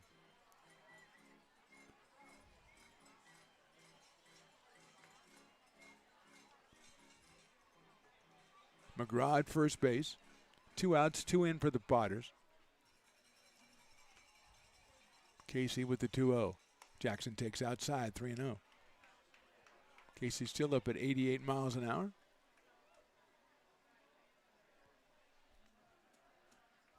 Good at bat by Miller. Went down 0-2, worked it to 3-2, and pulled out the sacrifice fly. Norton takes ball 4 and gets away, but it doesn't matter as McGraw will be going to second anyway. So Norton takes the base on balls. Here's Brady Dobson, who struck out his first time up. Still really no activity that we can see in the West Coast bullpen. As Dobson comes up to the plate.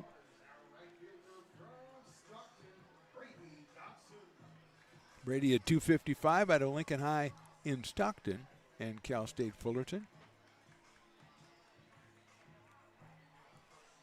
2 on and 2 out. We're in the third. Shadows have taken pretty much all the field, except for a little swatch down in center field now. McGraw getting the stare from Casey, and he'll step off. McGraw, I don't think really that much of a threat to steal third in this situation. Tough with the left-handed hitter because the catcher has unobstructed view and you can just get the ball and throw it without having to worry about avoiding a hitter. So we'll do it. Dobson hits a ground ball down to first base. Made the play is Bullock, and he'll go to the bag and tag it. So the Potters scored twice, but we go to the fourth. They still trail it 3-2. Hey, Potters fans, want to keep restoring and renovating historic McBean Stadium? Now you can become a member of Friends of McBean. Annual membership start at $50. Become a member now at friendsofmcbean.org. This job is the Esplanade at Turkey Creek phases 4 and 5. Our scope of work for this project is full scope, so we've got all the underground, all the joint trench, and all the top side included with it. We're putting in sewer pipe, manholes. We're not doing services yet. We go through and do all the main line, and then we come back and do all the services after that. I would say this project right here, the one we're working on, is probably about a 2-month project. It's very costly to the developer, so beating the schedule is very important, more important than most projects. It's got a lot of groundwater, so we've got an extensive groundwater pump system in place. It's just cool to be a part of the built environment and know that for the next 100 years that people are going to use and enjoy what we've created here today.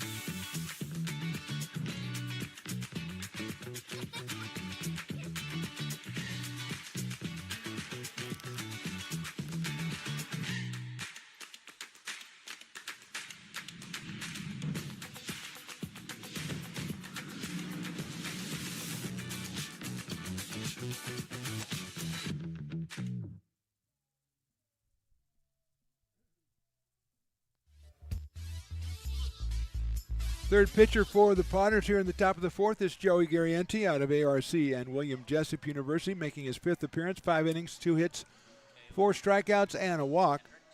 Caleb Hendricks will be our first hitter, the catcher for the West Coast Kings. He singled and scored back in the 2nd inning.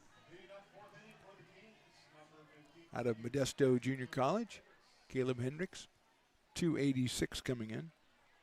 Right-handed batter against Joey Garrienti. Breaking ball is in there for a strike. Yeltsin an inning, a hit, and nothing else. He hit a batter, but Mays Matson with a great throw to the plate to cut down Tyrus Vogt. And in the inning, second double play for the Potters in the first 3 innings. Followed that one all the way to the catcher's glove, did not go. It's 1 ball and 1 strike on Hendricks. Zach Altamura and then John Bullock to follow for the West Coast Kings, currently ahead in this one 3-2. Medford and Humboldt have moved to the 5th with the Rogues on top 5-4. Up in Humboldt. That one is a little bit too high from Joey, so it's 2-1.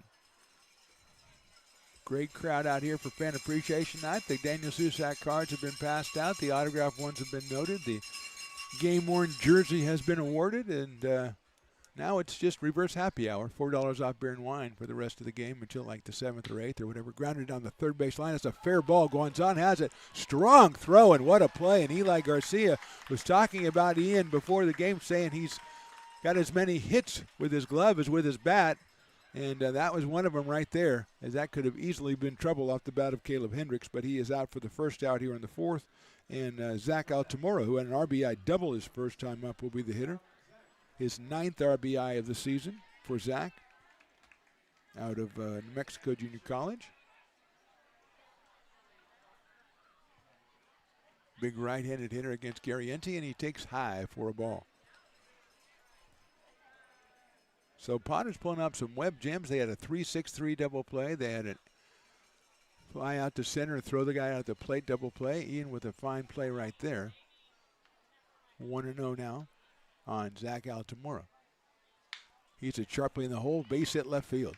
So he's swinging a hot bat today with a double and a single. 6th hit for the West Coast Kings will bring up John Bullock, who grounded out to short, got an RBI ground out back in the 2nd inning. I believe he's the Dueling Dogs batter, but there's so much going on with beer now, I hardly think it's even worth it. Because if it's $4 off and it's 50% off Dueling Dogs, can you work it to being $6 off or $8? You see what I'm saying, Luke? Mathematically, can you come out? I just think he should strike out and we'll figure it out. And it's nothing against John Bullock. He just finds himself in a difficult position. Takes outside for a ball. Does have an RBI today, his 4th of the season, out of the College of Marin. Playing over at first base for the West Coast Kings, who lead this one 3-2. Swinging the hot bat so far here in the first 3+ innings. That's outside from Joey. 2-0.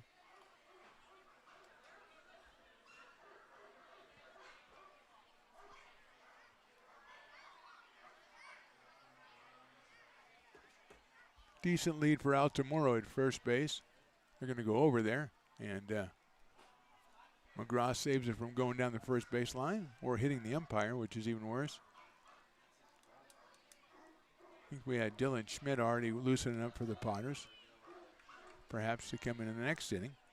Here's Garrienti with the 2-ball, no-strike count on Bullock. Swing and a miss at 85 right there, 2-1. Just at the top of the strike zone from Joey, and John Bullock was a little bit behind it, so he'll step out, come back in, 2 balls and 1 strike. Altamura, decent lead, not huge at first base.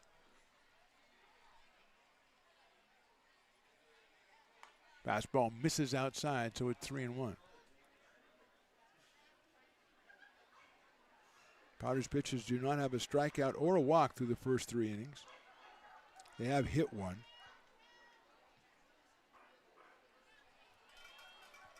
So it's a 3-1 on Bullock.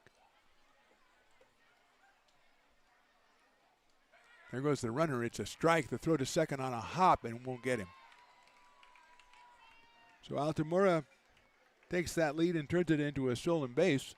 He was at second base with one out, and now a 3-2 count on John Bullock.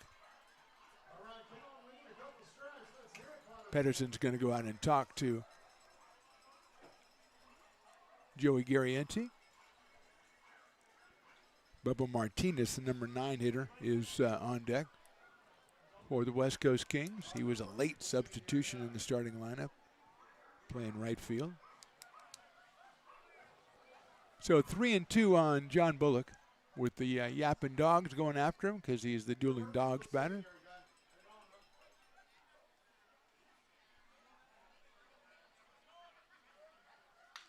Out to shortstop. Miller stays down on it. He's got it to go to first. He'll get him. Moving to third is Altamora, but now it's 2 outs. And here's Bubba Martinez, who flied to center his first time up. So he is 0 for 1, hitting .417 on the summer. Bubba is out of Simpson College up in Reading. Right-handed hitting right fielder. Potter's looking for the shutdown inning after they came up with 2 in their half of the third to shrink the lead from 3-0 to 3-2. And now they've got a runner at third in Altamura and 2 outs in the top of the fourth. Garrienti throws the slider, misses outside. Martinez stayed away, 1-0.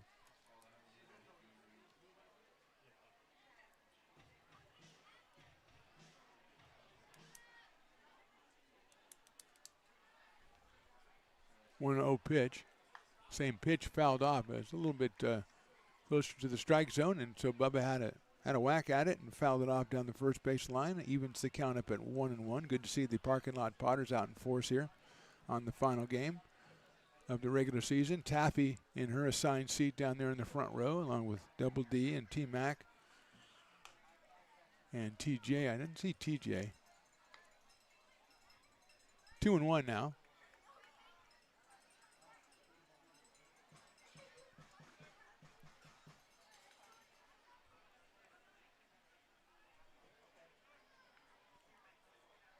Outfield straight away, pretty deep for Bubba Martinez, who flied to center his first time up. He swings at makes a very late decision to swing and hits it into a group of Potters in front of the first base dugout to bring the count to 2 balls and 2 strikes. I don't know, that was a thought process that something in his brain was yelling at him to swing, but it didn't get through till late. So 2-2. That's fouled off down the right field line. I'm sure the Potters outfielders, especially Jackson Norton, is happy that the shadows have overtaken everything, so no more sun problems out in left field. It's been brutal the last week or so. Potters lost a pop fly at second base today in the first inning, resulting ultimately in a run for the Kings. Breaking ball is hit high in the air to left field. Norton has room. Now he's going to come in a little bit, and he'll make the catch. So Garrienti shuts down the Kings in the fourth. We go to the bottom of the fourth. It's West Coast 3 and Lincoln 2. Buy a personalized brick for you, your loved ones, or your business, and show everyone your commitment to Lincoln baseball. Framed and engraved by our own Lincoln High Ag program students, your brick will be featured on unique movable brick walls. Find your name in the stadium entrance for the 2024 and 2025 seasons. Then visit your brick in its permanent home inside the stadium. Bricks can be purchased here for $250. Get it now at friendsofmcbean.org. I'm Bill Spear, North Valley president of Five Star Bank. In a time when business can feel so uncertain, we're here for you every step of the way. I know they have a lot of bells and whistles within their bank, but just the relationship piece here locally on the business side is huge for us. 5 Star treats us like we're number one. They're right there with suggestions, with help. So I have to bank with people that have our mission in mind. We're 5 Star Bank. How can we help you? Hi, Bill Evans, president of the Placer County Association of Realtors. We're in the store, our conference facilities, an amazing team help us keep together an amazing organization. And we thank them all. This organization can't do what it does and can't run the way it runs without the help of so many members volunteering their time. The success of the Placer County Association of Realtors is largely dependent on our active volunteer members to help our organization and industry. The work of our committees greatly impacts our ability to champion efforts across the board and giving back to the Placer County community wherever we can. Like all service organizations, I wanted to serve, and getting involved with Bottom of inning number 4, Kings 3, Potters 2. Declan Casey back out on the mound for the West Coast Kings. He'll face 7, 8, and 9 for the Potters. Perrin Bland, Kyle Pedersen, Mays Madsen. Right back up the middle. Oh, what a play. Caught it between the legs, a little nutmeg action. And Casey has a very, very showy play right there as the ball was hit right back up the middle. He put the glove down between the legs with his back to the plate and just made the play for the first out. And here's Kyle Pedersen. Bland had singled his first time up. That one might have gotten through had it gotten past the pitcher. Kyle struck out back in the second inning. He'll take that one for a ball. 1-0, it's a little bit too low. Kyle at 213 out of Roseville, California. Swings at that one, and it's fouled off back to the screen to our left. 1-1. Casey with a little more height on that one, and Kyle found it to his liking, but fouled it off. Mays Madsen in the on-deck circle. Kyle rips one to the first baseman, short-hopped by Bullock. He'll make the play himself. So 2 outs and nobody on, and Mays Madsen, who hit the ball deep to left field his first time up where it was caught by Miyamoto. So he is 0 for 1. Out of St. George, Utah, and Utah Tech University, Mr. Mays Madsen. Out in center field for the Lincoln Potters tonight. Trying to turn the order over and get Ethan Groves to the plate here. Mays takes a fastball high and outside at 88 from Casey.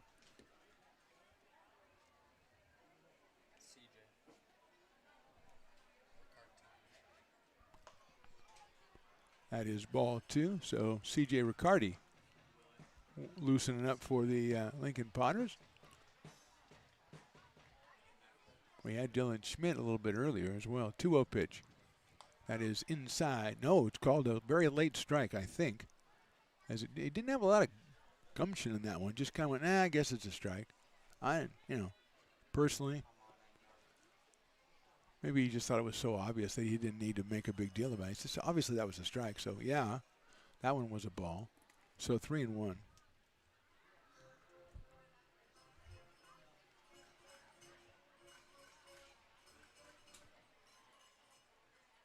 That's inside for ball 4. And Madsen will go down to first base with the base on balls. I think that's the first one issued by Casey. Yes, the second one. Jackson Norton walked back in the third inning. So Madsen's at first with 2 outs. Ethan Groves, who's a 1 for 2 and scored a run tonight. See if Mays decides he might want to try to get himself in more advantageous position, which would be second base, is my point. Although Altamoro is playing very close to second against the left-hand hitting Groves. Porter straight up at second base. Ethan takes a strike on the inside corner. At the knees, 0-1 on Ethan Groves.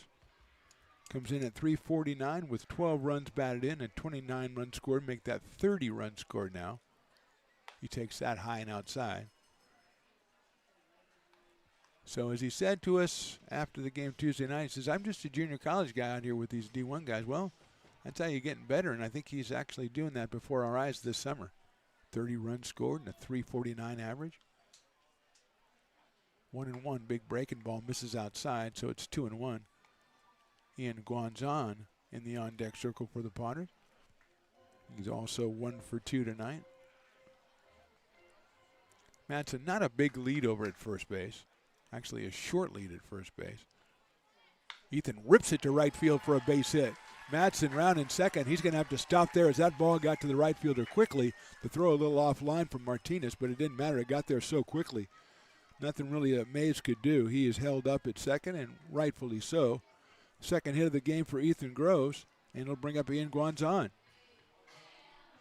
Ian struck out in the first, then ripped a single in the third. Scored a run as well in that inning.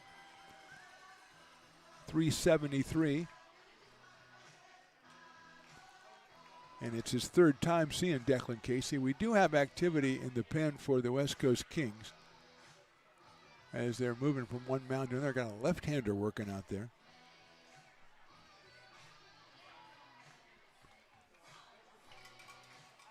So Casey with runners at first and second, 2 outs here in the fourth. He has the 3-2 lead, but he has Ian Guanzon, who has 4 home runs in 13 games. Grounded foul down the left field line, third base line over by the dugout, and I commend the coach for just getting out of the way. Don't try to make a stab, just get out of the way. Nothing good can happen. 0-1 on Ian.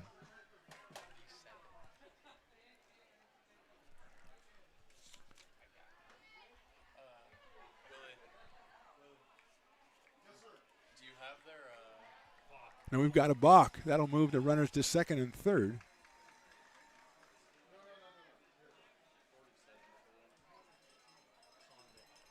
So second and third, 0-1 still on Ian. Groves with good speed at second. Same with Madsen at third. 0-1 pitch on the way from Casey. Lined into left center field for a base hit. 1 run will score easily. Coming around third is Ethan Groves. That ball's going to second. Potters are back on top. It's a 4-3 Potters lead. And Ian Guanzon does it again. 22 runs batted in now in 14 games for Ian.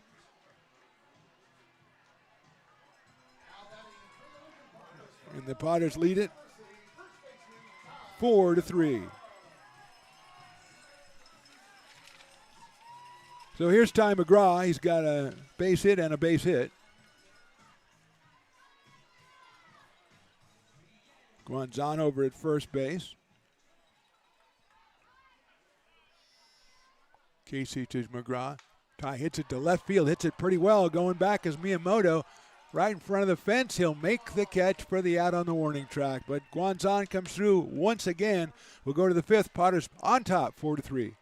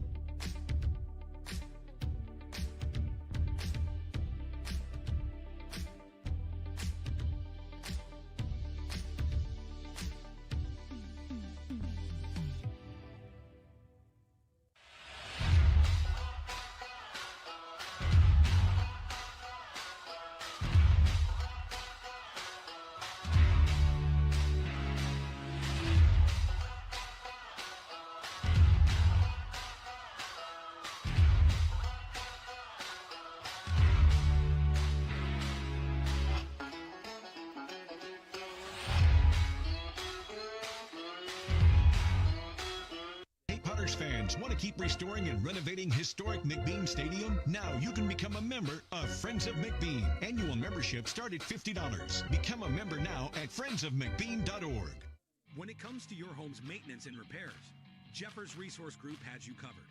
Our handyman services offer a comprehensive range of expertise, from minor carpentry to drywall, electrical and flooring for property managers, landlords, and renters alike. We ensure that every job is completed to the highest standards, so you can have peace of mind. Contact us today to discover how Jeffers Resource Group can help keep your home in top shape.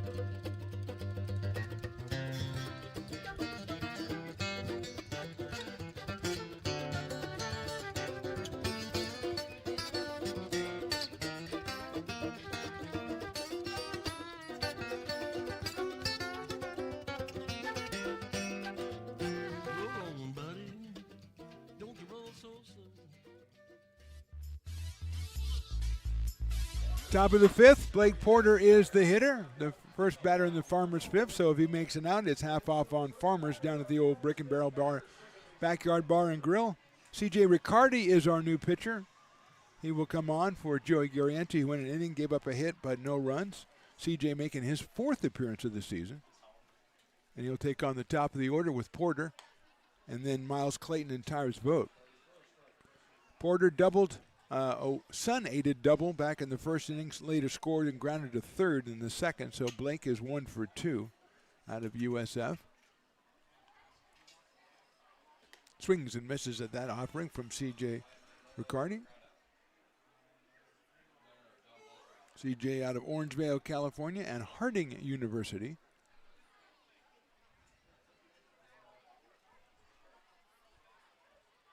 Swings and misses again, 1 and 2. We are in the fifth inning. Potter's finally getting on top. They've been down since the beginning, and then the Guanzon 2-run single back in the fourth put them ahead 4-3. But the Kings were already with 7 hits, and so they brought the sticks with them tonight as Riccardi's fastball misses outside. They have 7 hits in 4 innings, so they're looking to swing the bat. Porter has one of those hits. He's up here for the third time, playing second base for West Coast. CJ working from the windup. Misses outside, 3-2.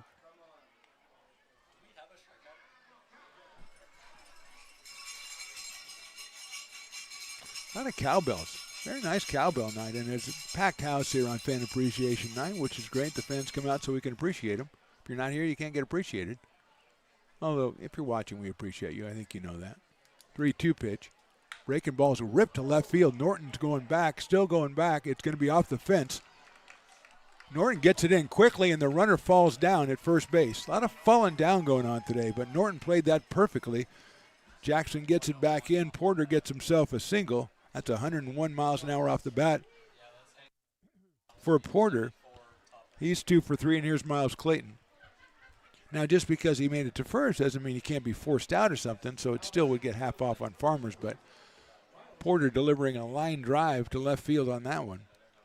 The 8th hit to our point for the Kings tonight.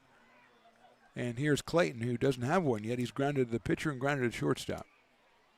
Miles out of Santa Rosa Junior College, hitting .218, but does have 4 home runs. He rips one down the right field line. Dobson on the move, still on the move. He can't get there, and it's a foul ball. So Brady was all over it down the right field line. It ends up being a foul ball. And Clayton will have to come back, so will Blake Porter.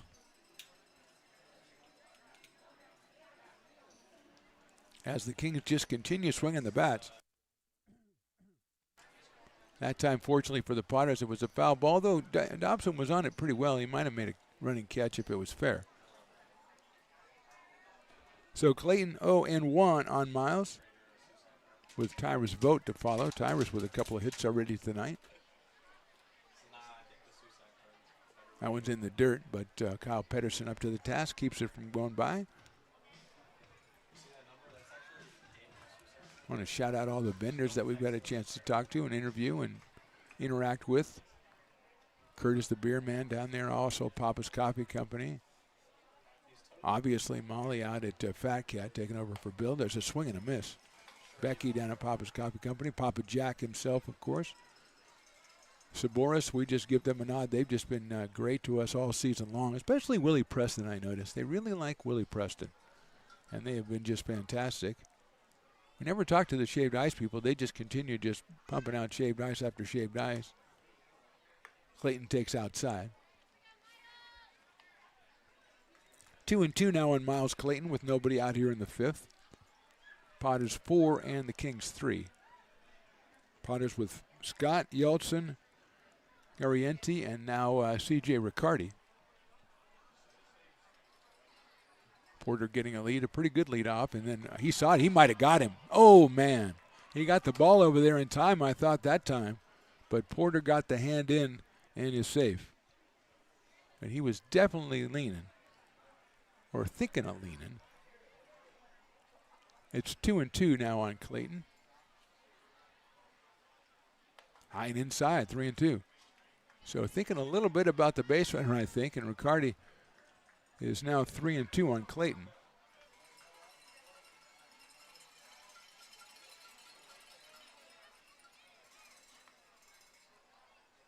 I do believe Mr. Porter will be taken off. Let's see if Riccardi tries to go over there. He does not, and it's fouled off.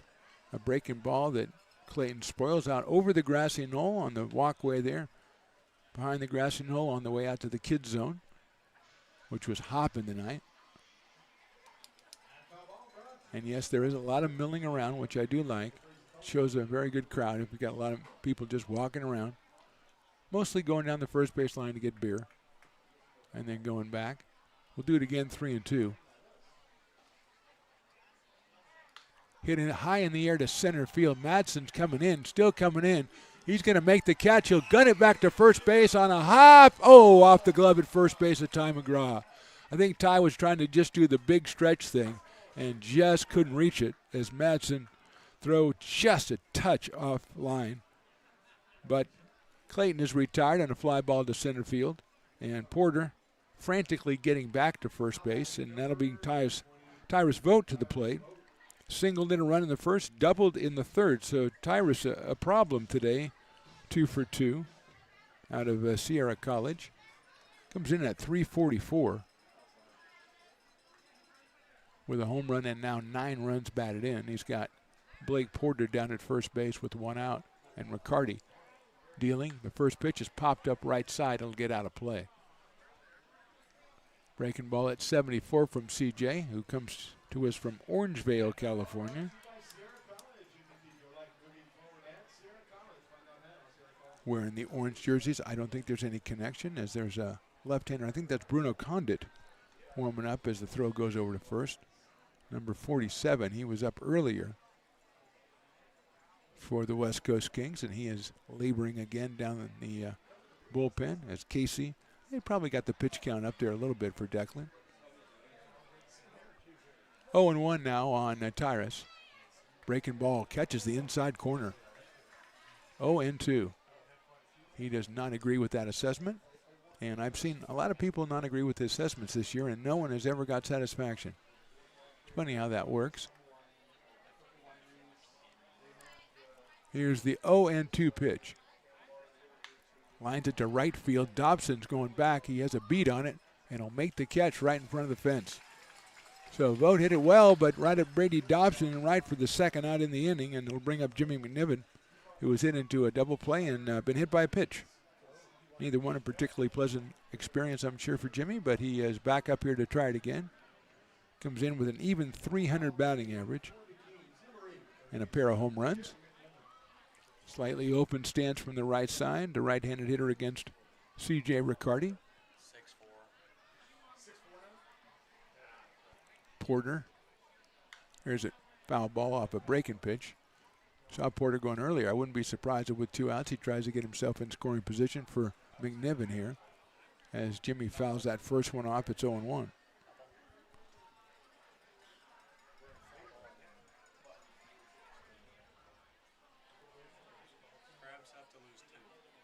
Throw to first base and did not get him. We've been getting close over there to Blake Porter, but haven't been able to pull the trigger. We've been able to get the right arm, the thumb from the umpire.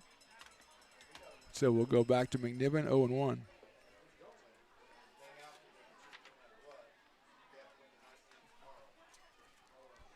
That one not quite so close. So we'll get some more cowbells going here in the top of the 5th inning. There's still, if Porter were to be forced out or thrown out stealing or something, that still would activate the Farmers' 5th inning and be 50% off. So that's something to think about, ump. Point around, strike 2. Nice breaking pitch from CJ. 0-2 now on Jimmy McNiven with Wyatt Miyamoto to follow. Potters up 4-3. We are in the 5th inning from McBean Stadium. Perfect night for baseball. Swing and a miss. Nice job by C.J. Riccardi. And 1 hit and 1 strikeout. That's the first strikeout by a Potters pitcher. We'll go to the bottom of the 5th. Potters 4 and the Kings 3. American River College is a top-tier community college sports program that provides student athletes with the opportunity to thrive both athletically and academically. ARC Athletics is currently ranked 5th in the state and 2nd in Northern California. With over 19 sports programs, our athletes compete with the region's best athletes. Our diverse and dedicated coaching staff helps athletes develop the skills necessary to compete at the next level. Start your community college athletics journey with us. American River College, Sacramento's best athletic program. Go Beavers.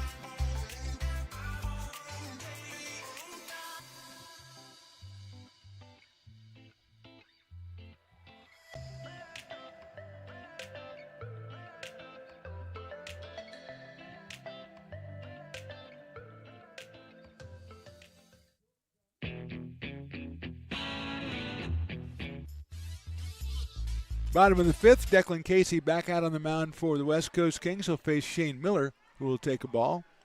Then Jackson Norton and Brady Dobson. Miller, a fielder's choice and a sacrifice fly, his 32nd run batted into the summer. And he is up here to lead off the bottom of the fifth inning against Casey, who delivers down low, who has given up 7 hits and 4 runs in 4 innings. He has struck out 2 and walked 2.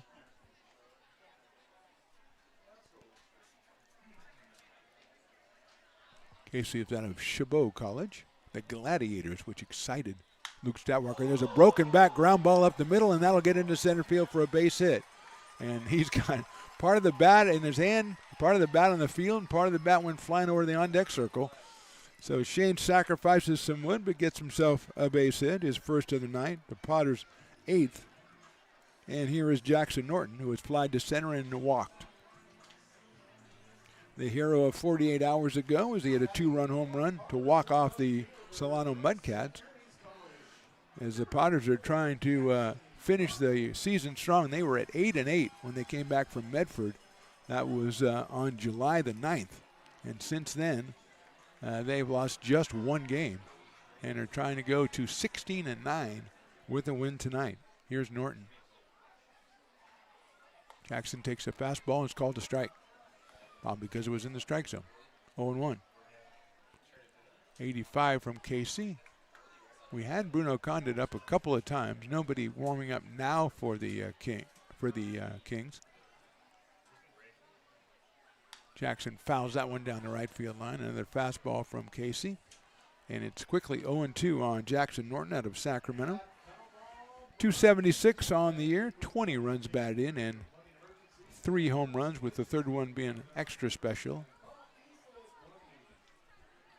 Throw over to first base, and Miller is back. Miller over 400 since joining the Potters, and a slow start, and just a whirlwind since then. Jackson takes high and inside. I think he thought that was going to break, and so did I, and it didn't. It stayed inside, so it's 1-2. Brady Dobson to follow. We're in the bottom of the fifth. Potters with basically got to win this one tonight because you don't know what's going on with Medford and Humboldt. Right now it's the Rogues on top. That's a ground ball. That's a foul ball. Rogues on top up in Humboldt 6-4. They've moved into the bottom of the 6th inning.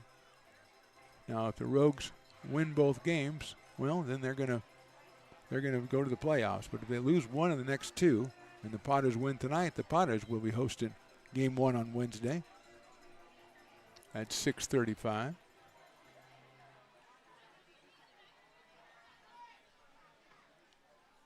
So Miller gets the lead at first base. It's a 1-2 to Norton. Jackson takes ball 2 down low. Followed that one all the way into Caleb Hendricks' glove.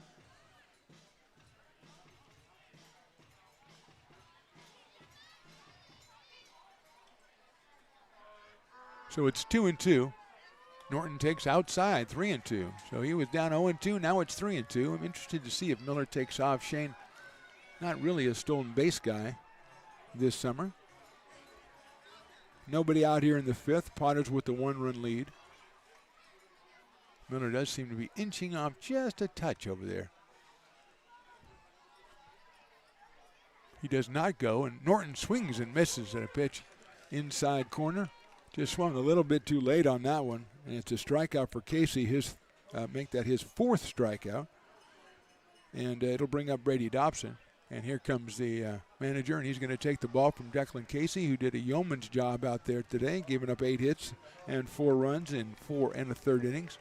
He's going to shake hands and hug the West Coast Kings teammates, as it looks like it'll be Bruno Condit. It will indeed be Bruno coming on. So Casey goes 4 1/3, and we're going to take a short break as Bruno warms it up. We are in the bottom of the 5th inning. The Potters are up by 1.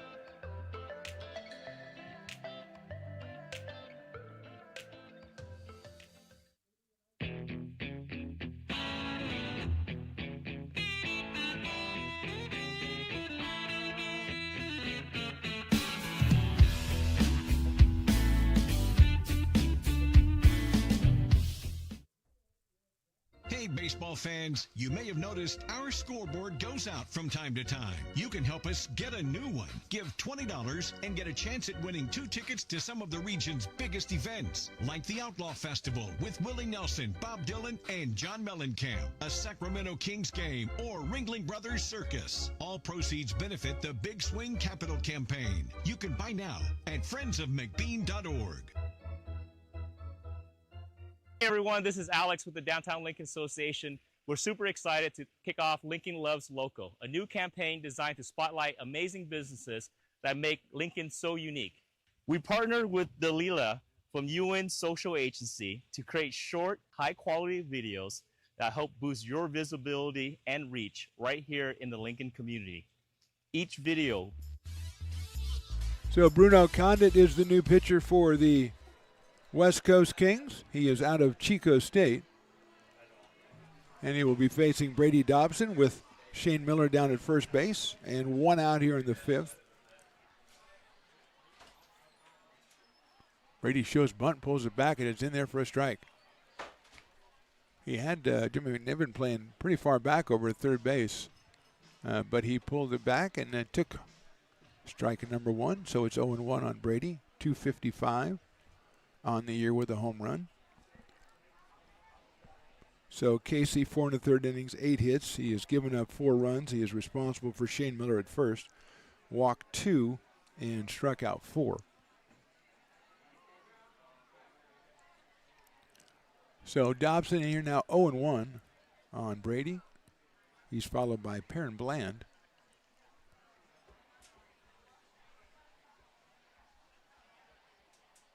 Swing and a miss. Condit delivers at 82 miles an hour, and Dobson doesn't make contact, so it'll go 0-2 on Brady. He's the Potters' right fielder tonight. in front of the Fan Appreciation Night crowd, which I'm calling close to a sellout, but it's not a sellout. There's just people all over the place, down the grassy knoll in the VIP area. There's people all over the place in all the lines. Dobson takes the ball down low. Everybody gets raffle tickets. There's hundreds of prizes, or at least 100 prizes to choose from. You go put your ticket in the bowl for the prize that you want, and they'll be drawing for each one of those. I think that takes place maybe next inning. So there's a lot of stuff going on. $4 off beer and wine. It's reverse happy hour. We had the Daniel Susac cards already given away. That was a big deal. Look out, Dobson. That's a nice play behind the plate by Caleb Hendricks to keep that from going back to the backstop. As he had the, that was a very tough snag right there by Caleb. So it's now 2-2 on Brady. And Miller had to stay at first base.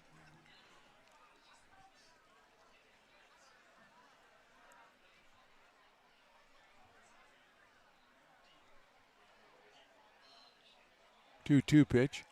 Dobson swings and misses. Condit gets the strikeout. The 5th for the Kings pitchers, and here's Perrin Bland. Singled back in the second inning, grounded back to the pitcher on a great play by Casey. As with his back to the plate, he put his hand down. The ball was rolling between his legs, and he caught it and flipped it to first base. So, got to give credit where it's due to DC on that one. Bland at 336 coming in. It's a chopper over the pitcher to shortstop, and it's going to be off the glove of the shortstop. It's an infield single for Perrin Bland. Moving to second is Shane Miller. And it'll bring up Kyle Pedersen. 2 on and 2 outs here in the 5th. Out of UC Davis in Roseville, California, Mr. Kyle Pedersen. He has a home run on the season and got that up in Healdsburg, as a matter of fact. Driven in 7 runs. Struck out in the 2nd and grounded to first in the 4th. So Kyle is 0 for 2 tonight with a .213 average coming in.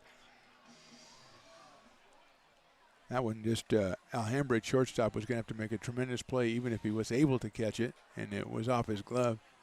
Kyle hits it out to left field. Moving on over is Miyamoto coming in, and it's in front of him for a base hit, and that's going to score a run. An RBI single for Kyle Pedersen as Miller, running with 2 outs, will score. Pedersen picks up a huge run batted in, his 8th of the season. The Potters tack on another run, and they now lead at 5-3. Stopping at second base was Perrin Bland. So perfectly placed by Kyle. He dropped it in there in front of Miyamoto, who was playing medium deep left field, and that one just didn't get out that far, and it was toward the line. So it's a 2-out RBI hit for Kyle Pedersen, and here is Mays Madsen. He shows bunt, pulls it back, and it's outside. He's got McNiven playing in kind of close at third. Madsen hit it to the fence back in the 3rd inning in left field and was retired, and then he walked and scored in the 4th. So here's the 1-0 coming up to Mays from Bruno Condit. Shows bunting, bunts that one back to the pitcher. Condit's on it. He's going to go to first, the throw, and he got him by a step. So Condit makes the play on the bunt by Madsen, but the Potters put one up on the board. We'll go to the 6th, and they lead it 5-3. Lincoln provides all the charm of a small town, yet still provides access to excellent local medical care. At Lincoln Urgent Care, you can find expert services and a compassionate staff available 7 days a week. A friendly front desk staff will welcome you when you come into our brand new facility. Your wait time will be minimal at our walk-in clinic, unlike the emergency room. From broken bones and lacerations to allergies, flu shots, and illnesses, we treat a variety of urgent medical conditions. What sets us apart is not just our central location in Lincoln, but the convenience of our extended hours, including weekends.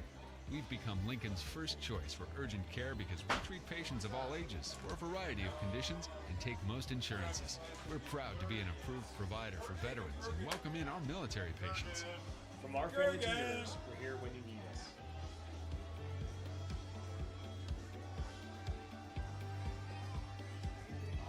I can't believe anybody in who's doing good.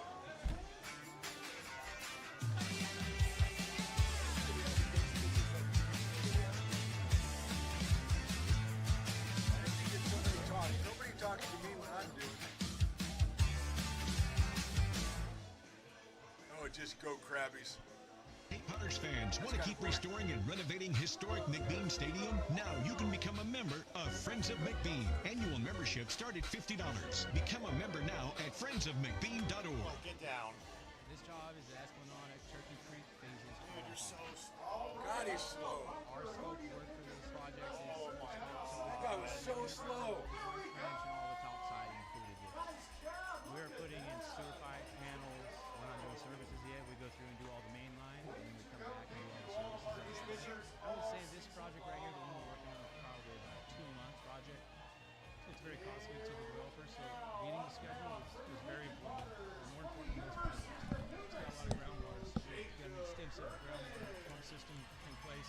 It's just cool to be a part of the built environment and know that for the next 100 years that people are going to use and enjoy what we've created here today.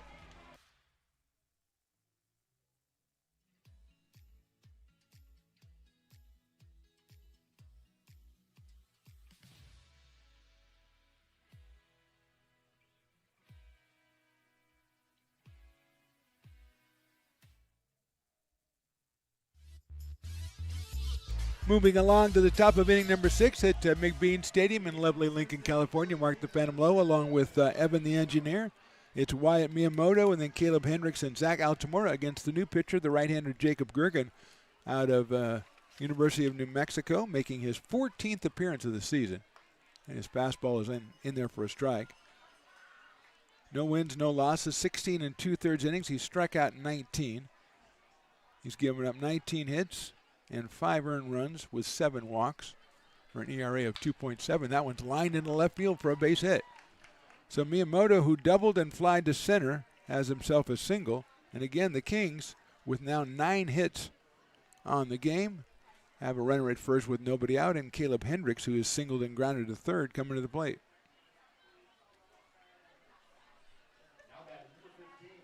Up in Humboldt, it's the top of the 7th, and Medford leads the Crabs 6-5.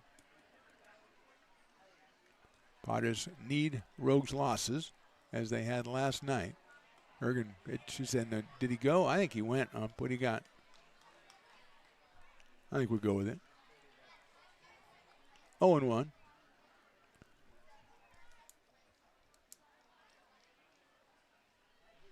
Caleb out of Modesto Junior College, and there's the pitch. It's a strike.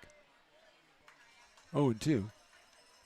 Right at the knees right there from Jacob Gergen, who is out of Albuquerque, New Mexico, and the University of New Mexico.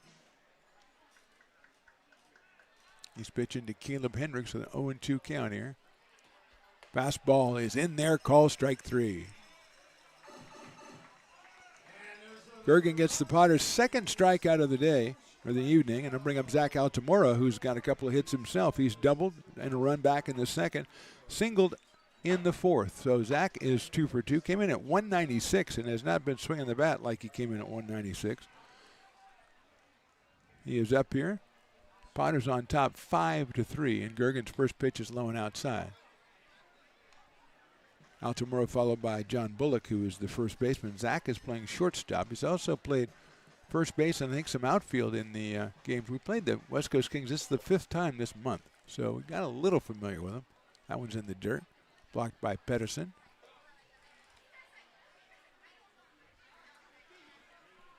So it's quickly 2-0 on Zach Altamora. Gergen, the 5th pitcher. Dylan Scott won the first 2, then single innings from Yeltsin, Garrienti, Riccardi, and now Jacob Gergen. And he's outside, and that one will get away. It's a wild pitch. It will allow Miyamoto to get down to second base. And it is now a 3-0 count on Zach Altamora.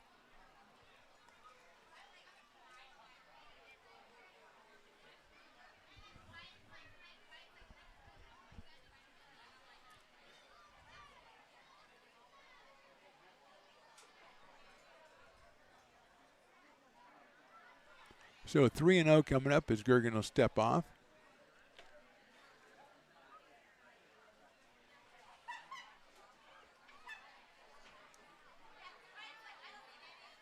And that misses outside. So Altamora gets the 4-pitch walk. Just the second issued by the Potters tonight. They have hit a batter or two. And it'll bring up John Bullock. First and second, one out. Bullock, the dueling dogs batter, but right now it's more important that he's up here with 2 on and 1 out in the 6th. He's grounded to short twice. The first time it was an RBI ground out back in the 2nd. His 4th RBI of the year, and Nate Kujawski is going to come out and talk to Jacob Gergen and probably the rest of the Potters as well. I didn't see anybody was warming up. I think Eli Garcia's getting up right now, if that's Eli, and telling somebody to start throwing a right-hander, I believe. So they're going to chat about it for a little bit there at on the pitcher's mound. Nate was a guest on the pregame show. Really nice chat with him. I think that was on Thursday. And he says what he needs to say, and he gets out of there. The umpire was coming out to tell him to cut it out, but he got done before the umpire could get there. So here's Bullock out of the College of Marin. Followed by Bubba Martinez. So Kyle Pedersen behind the plate.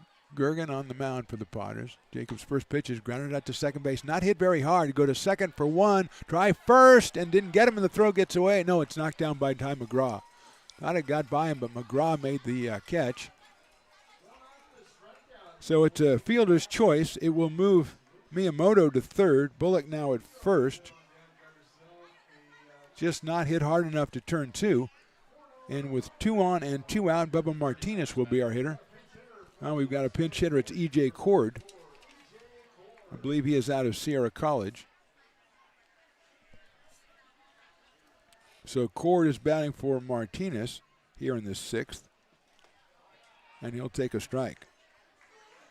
Martinez was 0 for 2 with a couple of flyouts, and E.J. Cord, who we've seen on several occasions throughout the month, will come up here. Now a 0-1 count on E.J.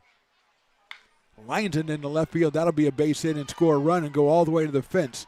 Norton's going to pull it in and might score 2. The throw is cut off, and he'll stay at third, Will Bullock. It's an RBI as Miyamoto scores for the pinch hitter Cord. It's a 5-4 ball game, and Cord will get credited with a double. 10th hit for the West Coast Kings, and they still have runners at second and third now with 2 outs, and the leadoff hitter Blake Porter coming to the plate.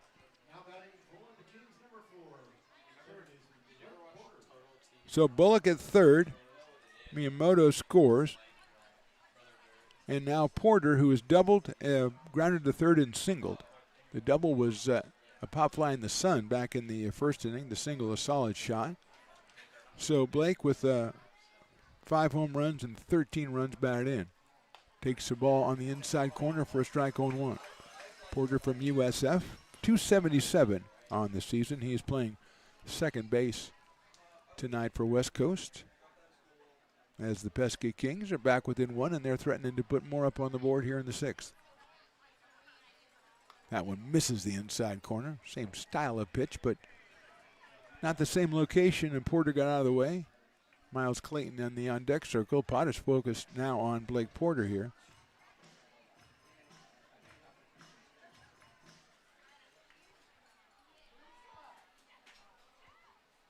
One is a fastball, and it's in there for a call strike. Right at the knees on the outside corner. 1 ball and 2 strikes. Gergen, the 5th pitcher for the Potters. Dylan Scott started. That one's outside. Tried to get him to fish for the slider, but Porter not going fishing this time, and it's 2-2 on Blake.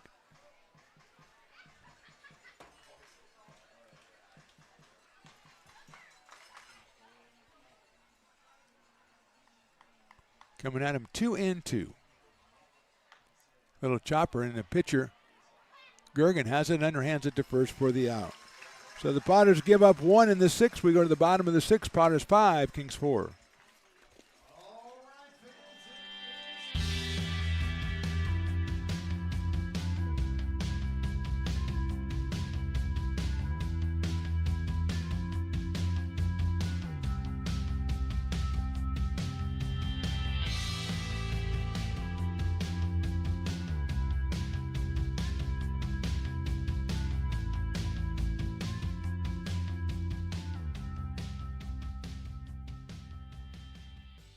Lincoln Potters Baseball. Placer County's best-kept secret is back for another exciting summer at historic McBean Stadiums. Loaded with fun for the whole family, local beer, wine, and eats. Fireworks, giveaways, theme nights, kids zone, and more. Come join in the fun and enjoy small-town baseball with Major League Entertainment. Tickets on sale now at LincolnPotters.com. Lincoln Potters Baseball. Come on out and join in the fun.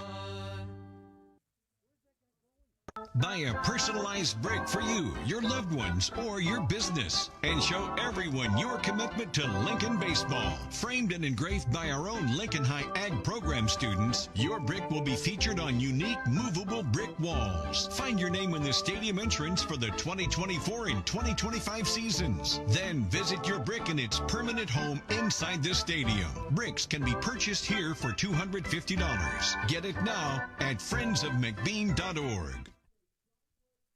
I'm Bill Spear, North Valley president of Five Star Bank. In a time when business can feel so uncertain, we're here for you every step.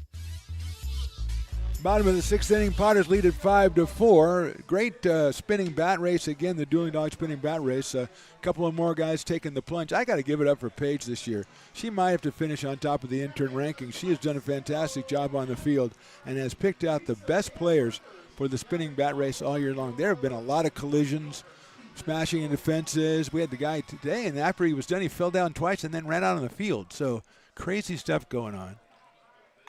There's a line drive into left center field by Ethan Groves. It is down in front of the left fielder, and it's going to get all the way to the fence. Groves will round first. He'll come into second base with a double. So it's the third hit for Ethan Groves. He is at second base with nobody out. Potters now with 11 hits. So a lot of hits on both sides in this one, as we might have some tired pitchers from a couple of months' worth of summer ball.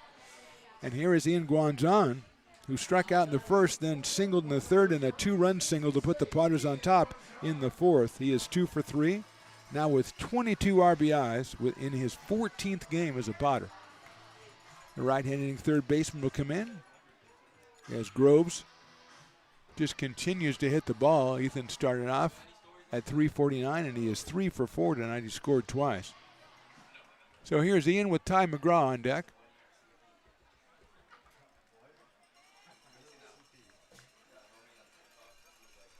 Activity in both bullpens. Condit checks at second base. Ian takes a strike. 0-1. Potters have another right-hander going, and the Kings also with a right-hander in their pen. As we're in the bottom of the sixth inning, a one-run game, Potters 5 and the Kings 4. Groves out on second. He's got Porter right there. Now Porter will go back to his spot. And bunting down the first baseline is Guanzon.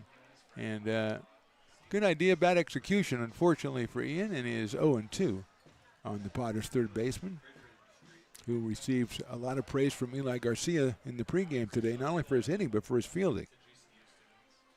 Really has solidified the spot down at third base when he showed up about 2 weeks plus ago. Started off slowly with the bat, but he's made up for that. He comes in at 373 with a pair of hits tonight. 4 home runs and now 22 RBI. But Condit ahead 0-2. Checks Groves at second base. In the dirt will get away. That's a wild pitch and allow Ethan to go over to third base. So he's over there with nobody out. And a 1-ball, 2-strike count on Ian Guanzon.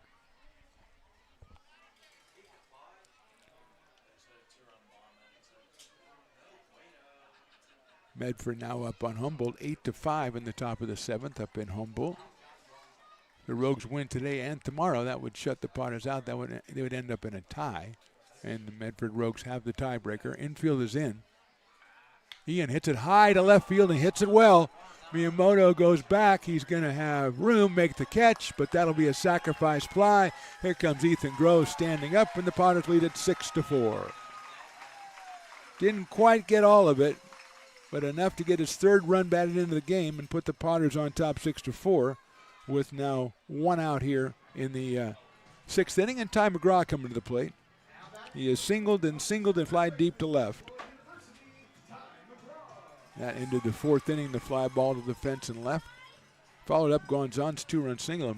Thought it was going to be a home run, but just Just not far enough, and Miyamoto with the catch, and he is up here against Condit with the bases empty and 1 out. And he check swing, and it's outside.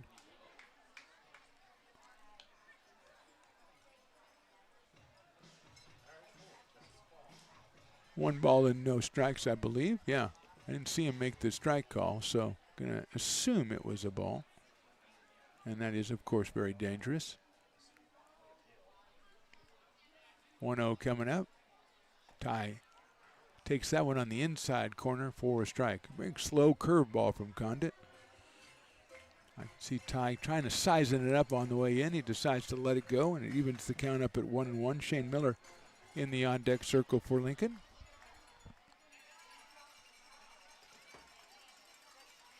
And the fastball misses low, so it's 2-1 on Ty.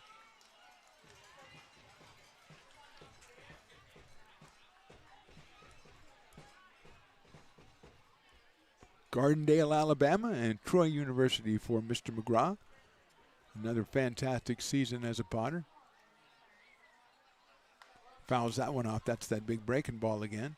Slow breaking ball, and it's 2-2. Eli Garcia comparing him to Daniel Susak as a Potter, which is about as high as you can go. We've had some great Potters over the last 10 years. 10 years. This is the final game of the 10th regular season for the Lincoln Potters. 2-2. Takes that one down low, 3-2. And we've had some great names all the way back to the first season. Isaiah Garcia got it started off. Will Law and Austin Swift and Joe Sterick and Derek Molina. Coming forward, Lincoln products like Charles Middleton and Eli Garcia himself. Ripped down the first baseline. What a play at first base by Bullock. John Bullock reaches over. I don't even know if it was a fair ball, but he made the catch. 110 miles an hour off the bat from Ty McGraw, and it's just a loud second out. And I would say he timed that slow curveball pretty well, and Bullock has to check not only that he caught the ball, that his hand is still there, and he makes the play. Zach Patterson, and Brian Morley, and Matt Lopez, just names and names and names all the way through. Jake Frederick in those early teams. Here's Miller. Shane check swing, and it's bounced foul behind home plate. Run down by Caleb Hendricks. Miller is hit into a fielder's choice at a sacrifice fly and singled. Logan Worm, of course. Alondra Rubalcaba. Just names and names and names. Nolan Young from Gas City, Indiana. Still my favorite, I think, hometown. Just something about Gas City, Indiana. Shane takes outside. Logan Bell. Of course, Trey Furry, local product, Trey Furry. And many, many, many, many more. Billy Rockefeller, Jeffrey David.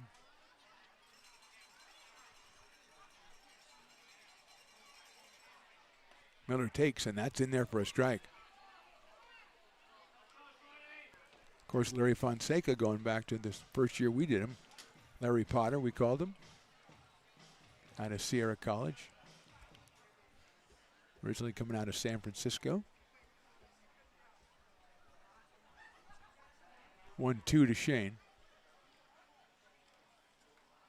And it's too much time for Mr. Miller. He'll step out as the umpire grants him time. He'll step back in with a 1-ball, 2-strike count. The Pottos have scored once here. They scored twice in the third, twice in the fourth, once in the fifth, and now once in the sixth, as they enter the Kings run with one of their own to go ahead at 6-4. 1-2 on Miller. Fouls it off to the left side this time.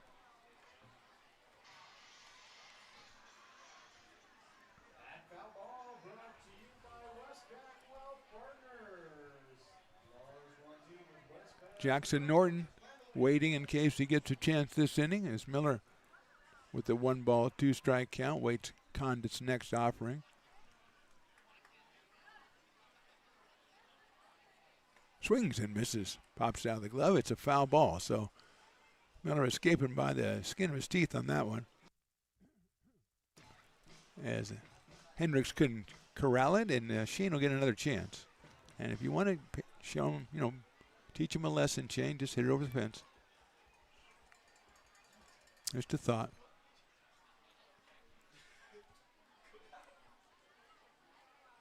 Takes the ball, 2-2.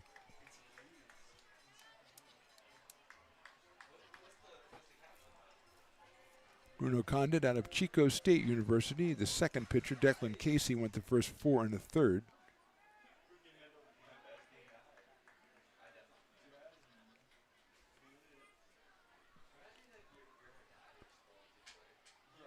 And that is call strike 3.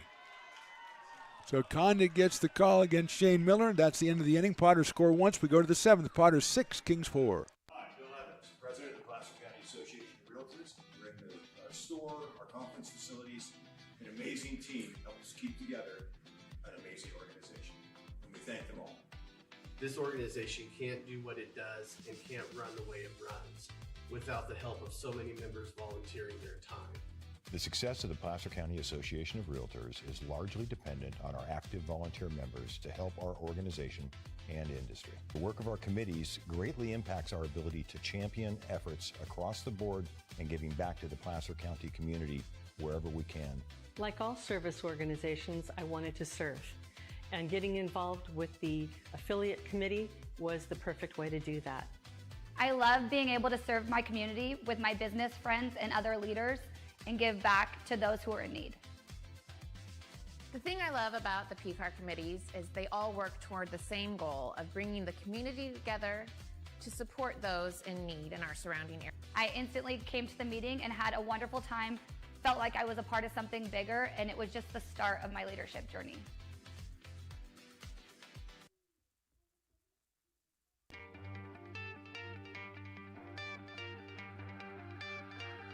Gooseport Public House. We have sports on 10 big screen TVs, 23 beer taps with classics and crafts, a full bar with creative craft mixed drinks, live music, and most importantly, great fresh food. In downtown Roseville off Vernon Street, only 15 minutes from the ballpark. See ya at Gooseport.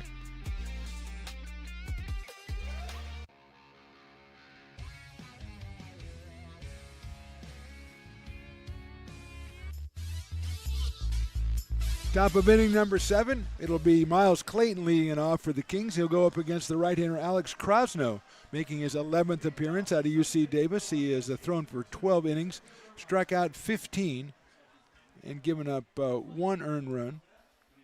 He has walked 8, has Alex. And he's going to face Miles Clayton, and he hits Miles Clayton in the leg. Right off the bat. Second hit batter for the Potters today. Actually, make that, second hit batter. Clayton had grounded out twice and flied to center, and now he is down on first base. And Tyrus Vogt, who has a single and a double and a flyout today, will be the next hitter. Tyrus out of Sierra College comes in at 344 and has a single and an RBI back in the first, doubled and was thrown out at the plate trying to score on a sacrifice fly in the third. And then fly to right in the 5th, and he takes a ball 1-0. So Krasno now the 6th pitcher for the Potters. Jacob Gergen was 1 inning, 1 hit, 2 runs, 1 strikeout, 1 walk. And that hits the outside corner for a strike. 1-1 now on Vogt. Jimmy McNiven, the third baseman, on deck.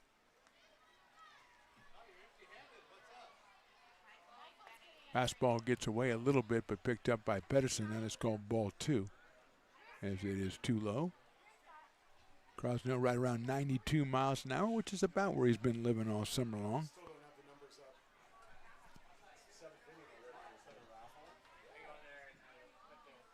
Here's the 2-1. Outside, 3-1. So we had a hit batter, and now we have a 3-ball, 1-strike count on Tyrus Vogt.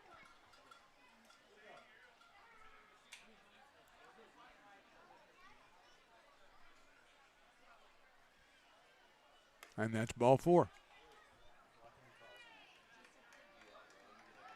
So a hit batter and a base on balls, puts 2 on with nobody out and brings up Jimmy McNiven. He's into a double play, been hit by a pitch and struck out.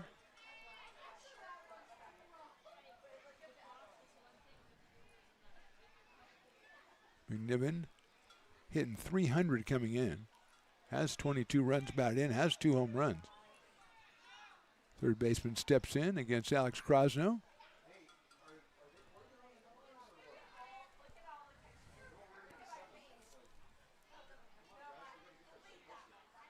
Outside, ball 1.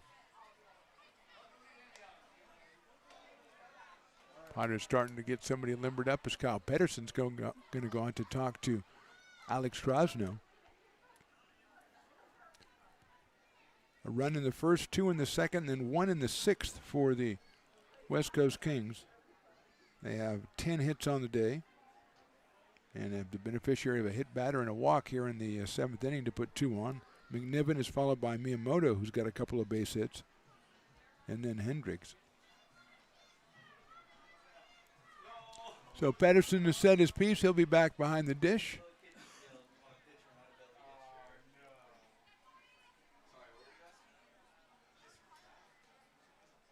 Alex coming set with the 1-0 pitch coming up. Hit sharply out to shortstop. Miller to second for 1. Groves to first.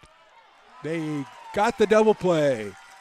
6-4-3, just what the doctor ordered. Clayton will move to third. He's still just 90 feet away, but now 2 outs here in the 7th. And it'll bring up Miyamoto, who's been on fire with the bat. He doubled and scored in the 2nd, fly deep to center in the 3rd, and then singled and scored in the 6th. So Wyatt, who came in at 271, has been swinging a hot bat here. He is out of Whitman College. He'll hit that slowly out to second. It's Groves to first. Good job. Good job right there by Alex Krasno in the infield. No runs in the 7th. We'll go to the bottom of the 7th. Potter fans are stretching. They're feeling a little bit tense, though. It's a 6-4 Potter lead.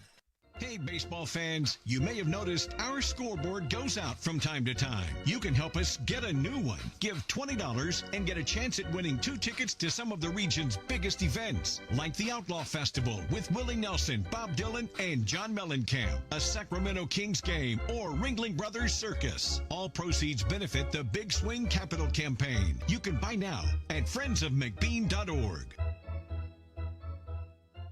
Hey everyone, this is Alex with the Downtown Lincoln Association. We're super excited to kick off Lincoln Loves Local, a new campaign designed to spotlight amazing businesses that make Lincoln so unique.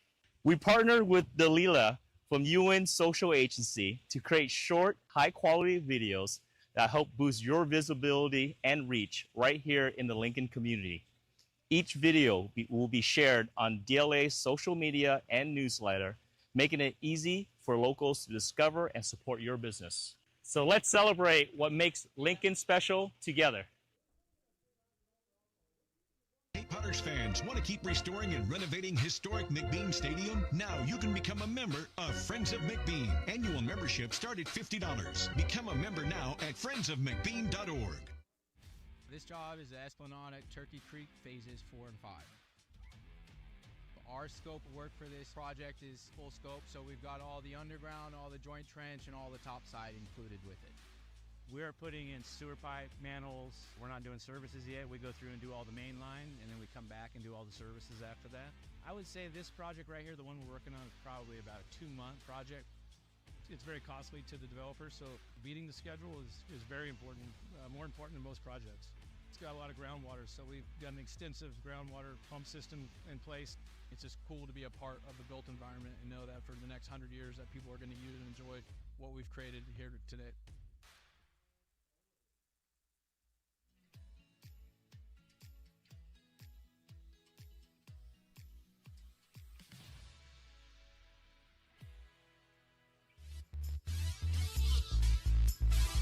Bottom of the 7th inning, Potters leading at 6-4. They'll send up Jackson Norton, Brady Dobson, and Perrin Bland against the new right-hander. That's Vince Van Holly for the West Coast Kings.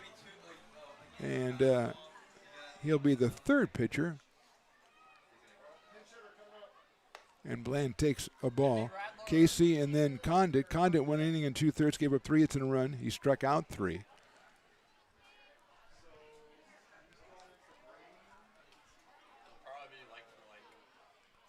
So here's the 1-0 to Perrin. He takes a strike. Bland with Norton has flied to center, walked, and struck out. Got distracted because I think we got a pinch hitter on deck. That one is hit out to second base. And to first goes Porter for the first out in the 7th. So Norton is retired, and I think this is Jimmy Radler.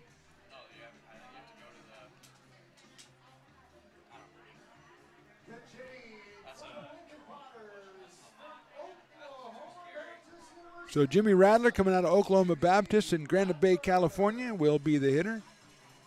Dobson was 0 for 3, and so Jimmy, we're assuming, is going to go out to right field. With 1 out here in the 7th, Radler, a right-handed hitter against Vince Van Holly. Casey went 4 1/3, then an inning and 2/3 from Condit. Potters with 11 hits and 6 runs. 7 strikeouts so far for the Kings pitchers. And here's Radler. Van Holly delivers outside. 1 ball and no strikes.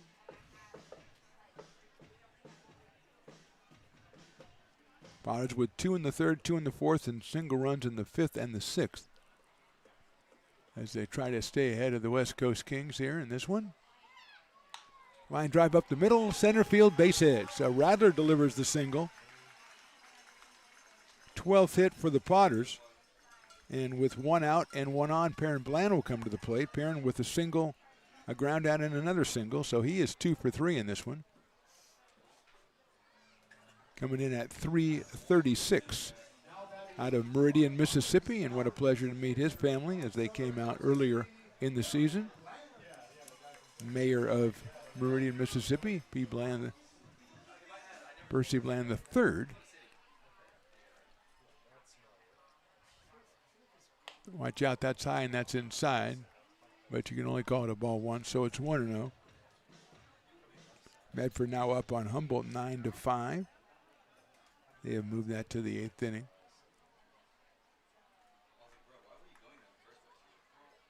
Line down to third base, grabbed by McNiven. So Potters are hitting some bullets lately, but they're finding the gloves of the Kings. And Bland is out for the 2nd out of the inning, and here's Kyle Pedersen. He struck out, he's grounded out, but he delivered an RBI single back in the 5th inning, a big hit with 2 outs for Kyle. So he is 1 for 3, picked up RBI number 8. He has over at first base Mr. Jimmy Radler.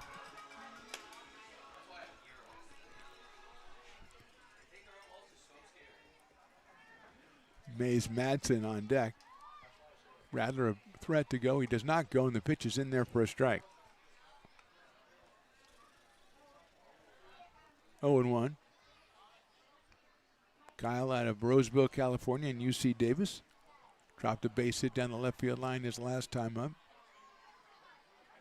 Checks that swing, and that's in the dirt for a ball. 1-1. Oh, okay, was it called a strike? I thought it was a strike, and then he didn't. This guy sometimes doesn't put that arm up. And the ball was in the dirt, was on the ground. So 0-2. Radler with a good lead. He's going. The pitch is fouled off. It was so far inside that Con said, I got to get that thing off me. Like a guy shooing the bees off, and he fouls that one off on the first base line, and we'll do it again as Radler had a very good jump. But that was not Kyle's number 1 priority at the plate. Got my autographed baseball from the parking lot Potters. I will treasure this and put this in my Potter memorabilia stand at home.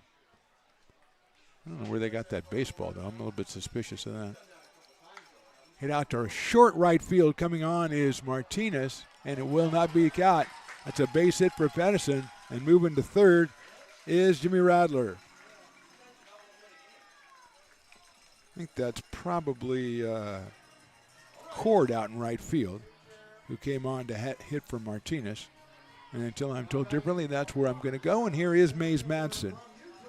Rattler at third. At first, Pedersen getting his second hit of the night. Dropped one into left, dropped one into right.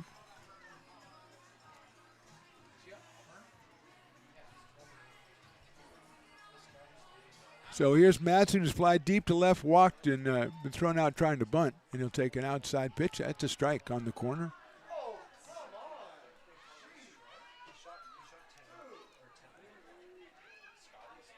Oh and 1.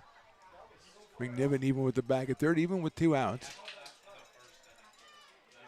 Madsen chops it down to first. Nice play over there by Bullock, and he'll step on the bag for the 3rd out. So Potters put 2 on, don't score anybody. We go to the 8th, they're on top 6-4.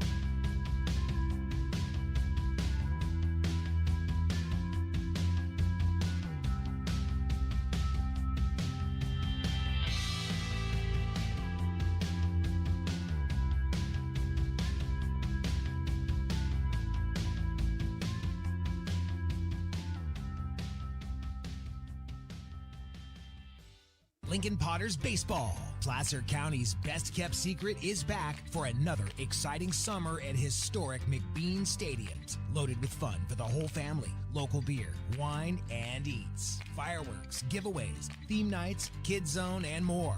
Come join in the fun and enjoy small-town baseball with Major League Entertainment. Tickets on sale now at LincolnPotters.com. Lincoln Potters Baseball. Come on out and join in the fun.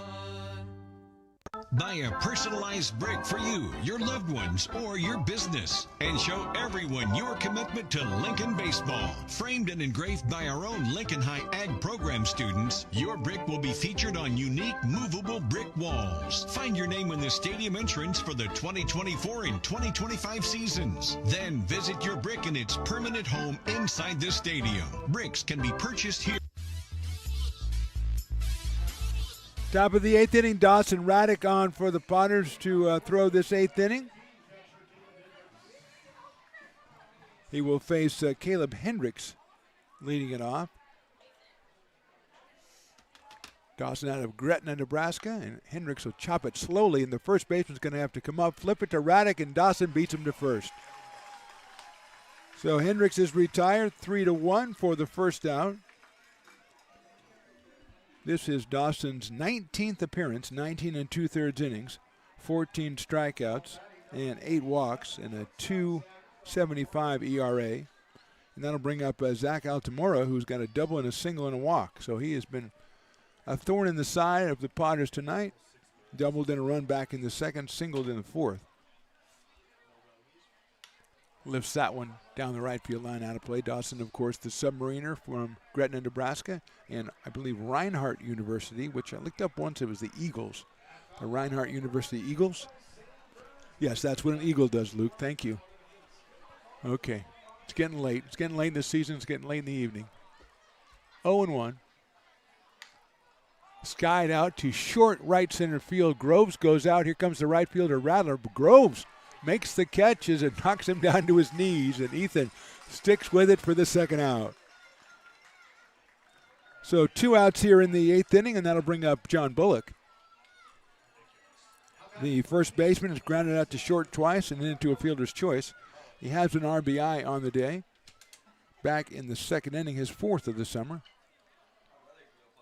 John out of the College of Marin is the first baseman tonight for the West Coast Kings.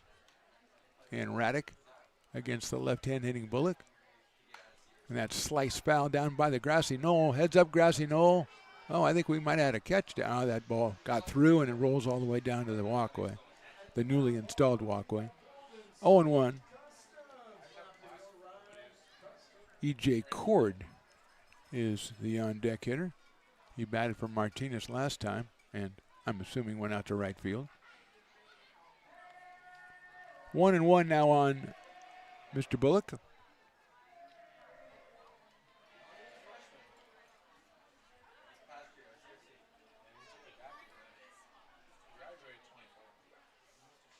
That is in there for a strike, 1-2. John did not agree with that, but it is still 1 ball and 2 strikes. 2 outs here in the top of inning number 8. That's hit out to left field. Norton on the move. Jackson tracks it down and makes the catch. So a good inning for Dawson Raddick, 1, 2, 3. Let's go to the bottom of the 8th. Potter 6, Kings 4. Hi, Bill Evans, President of the Placer County Association of Realtors. We're in the store, our conference facilities, an amazing team help us keep together an amazing organization. And we thank them all. This organization can't do what it does and can't run the way it runs without the help of so many members volunteering their time. The success of the Placer County Association of Realtors is largely dependent on our active volunteer members to help our organization and industry. The work of our committees greatly impacts our ability to champion efforts across the board and giving back to the Placer County community wherever we can. Like all service organizations, I wanted to serve. And getting involved with the affiliate committee was the perfect way to do that. I love being able to serve my community with my business friends and other leaders and give back to those who are in need. The thing I love about the PCAR committees is they all work toward the same goal of bringing the community together to support those in need in our surrounding area. I instantly came to the meeting and had a wonderful time, felt like I was a part of something bigger, and it was just the start of my leadership journey.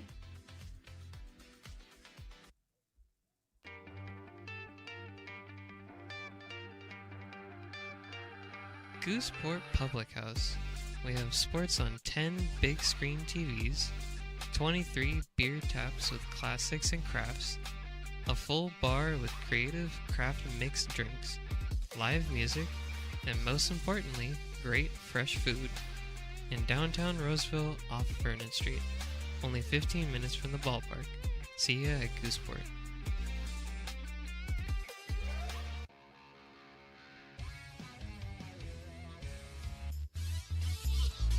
Bottom of the 8th inning, Potter 6, Kings 4. Vince Van Holly back out on the mound for the West Coast Kings. He is the third pitcher after Declan Casey and Bruno Condit. And Ethan Groves, who has 3 hits in 4 trips and has scored 3 runs, will be our batter here in the bottom of the 8th, the leadoff man. First pitch high and inside. He popped out in the first, but then singled and scored in the third, singled and scored in the fourth, and then doubled and scored in the 6th. So 3 hits, 3 runs scored for Ethan, who is .349 coming in out of Sac City College. Swings and fouls it off, very aggressive at the plate, takes that big cut. I think he might want to get that first home run. He has now scored 32 runs on the season, has Ethan Grove. Really picked it up here in this late surge that the Potters have had in the last 2+ weeks since they got back from Medford on the 9th. Hits it down to first base to Bullock, who makes the stab and gets over to first in time for the out. So Groves is retired for the first out here in the 8th, and I'll bring up Ian Guanzon, who has struck out, singled, had a 2-run single and a sacrifice fly. So 2 hits and 3 runs batted in for Ian, who now has 23 runs batted in just 14 games as a Potter. And that's a pretty impressive stat there. Also 4 home runs, including the game-tying home run on Wednesday night against the Healdsburg Prune Packers. He takes a strike from Van Holly, who's the third pitcher, as we said, for the West Coast Kings tonight. Kings had the lead at 3-0 after 2.5. Potter scored 2 in the third and then 2 in the fourth to take the lead on the Guanzon RBI. Ian takes strike 2. Then the Potters scored single runs in the 5th and the 6th. Kyle Pedersen and Ian picking up those RBI. So it's 0-2 on the Potters' third baseman. Slices it foul down the right field line, out of play, over by where the parking lot Potters used to hang out.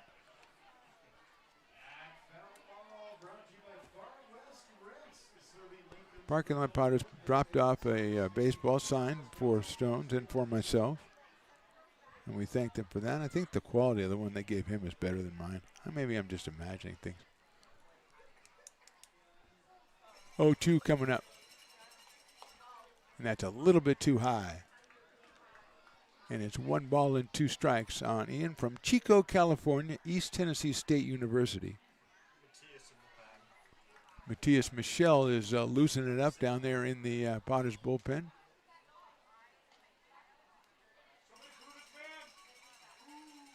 That's outside, 2-2. Ty McGraw on deck.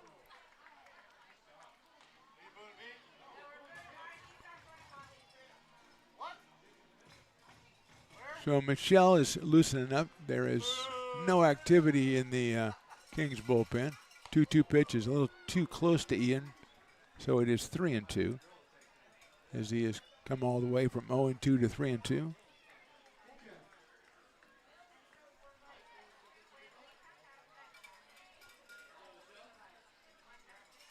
Great crowd out here for Fan Appreciation Night, and Ian takes the base on balls. So a couple of hits, sacrifice fly, a walk, and 3 runs batted in for Ian Guanzon. He'll go down to first base. He has also scored a run, and Ty McGraw will come up to the plate. And Ty is thinking, this might be my last at bat here. So, what would I like to do with that at bat? Well, I got a few ideas. I got one idea. I'm sure it's the same one he has. 2 hits, a fly ball to deep left field, and a line drive to first base that was 110 miles off the bat is what Ty has done so far today. He's picked up an RBI, his team leading 41st. That was back in the 3rd inning. Comes in at 370. Slices that one foul. That little late start on that one hit it off to the left side. And it is 0-1 on the Potters' first baseman. Great season last summer, and joined us late, has a great season this summer as well. And somebody we'll definitely be watching next year. Inside, nice play by Hendricks to keep that one from going to the backstop. It's only 6-4. Every run is precious here in the bottom of the 8th. The Kings with 11 hits so far, so they are swinging hot bats tonight. Potters would love nothing more than to add what they call the insurance runs. Ty rips it to center, but he might have ripped it too hard. And no, it's down for a base hit. Coming up was Clayton. He thought he might have had a chance at it, but he could not make the play, and Ty has his 3rd hit. And with 2 on and 1 out, it'll be Shane Miller's turn. Shane is a fielder's choice, a sacrifice fly, a single, and a strikeout. 14 hits now for the Potters. 3 for McGraw, 3 for Groves, 2 for Guanzon,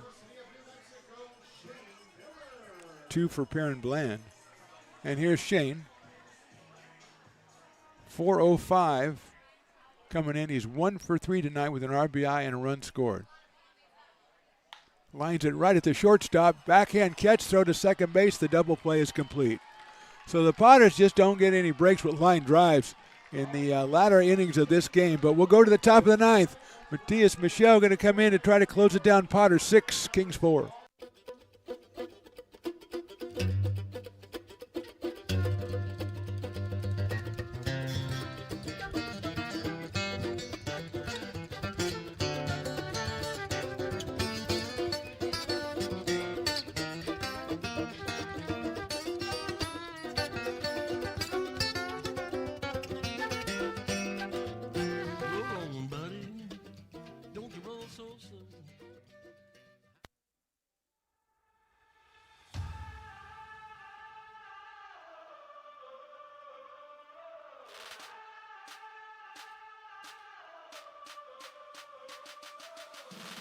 You are Laborers Rising.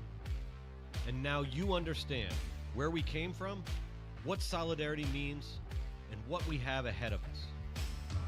No one's going to defend us but us.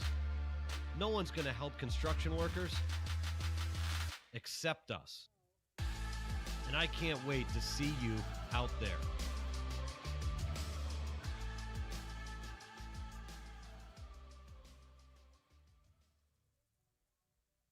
American River College is a top-tier community college sports program that provides student athletes with the opportunity to thrive both athletically and academically.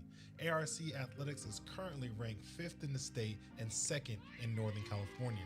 With over 19 sports programs, our athletes compete with the region's best athletes. Our diverse and dedicated coaching staff helps athletes develop the skills necessary to compete at the next level. Start your community college athletics journey with us. American River College, Sacramento's best athletic program. Go Beavers.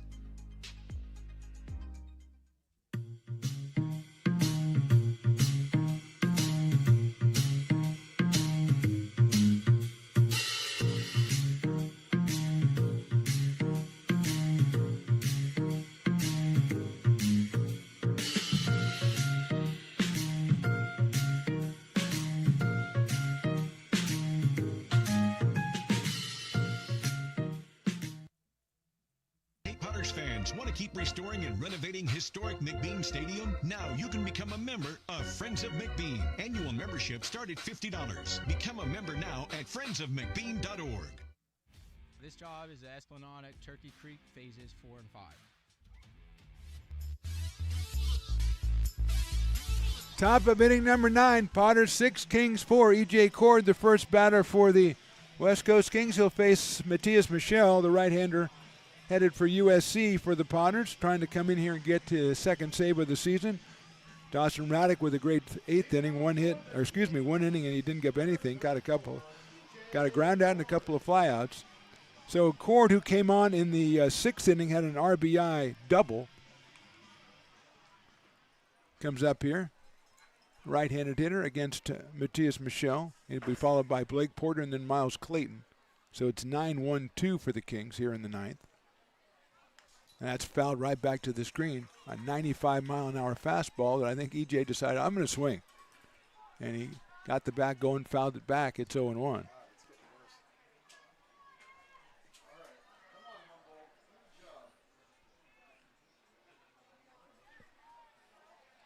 T is working from the windup against E.J. Slider misses outside, so it's 1-1.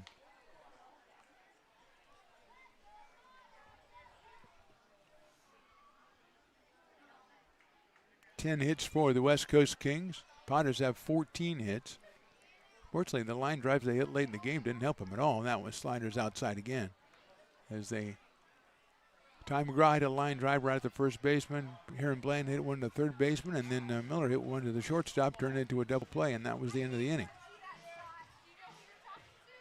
2 balls and 1 strike now on Cord.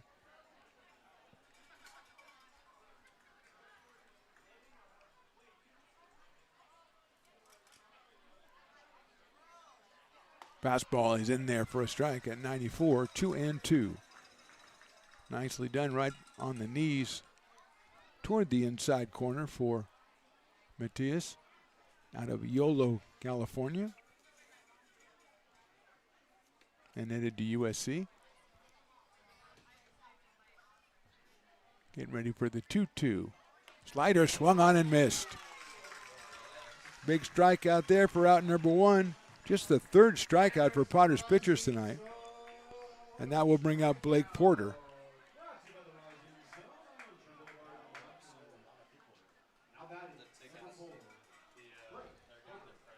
So here's Porter, who has doubled, grounded out, singled, and grounded out. So 2 for 4.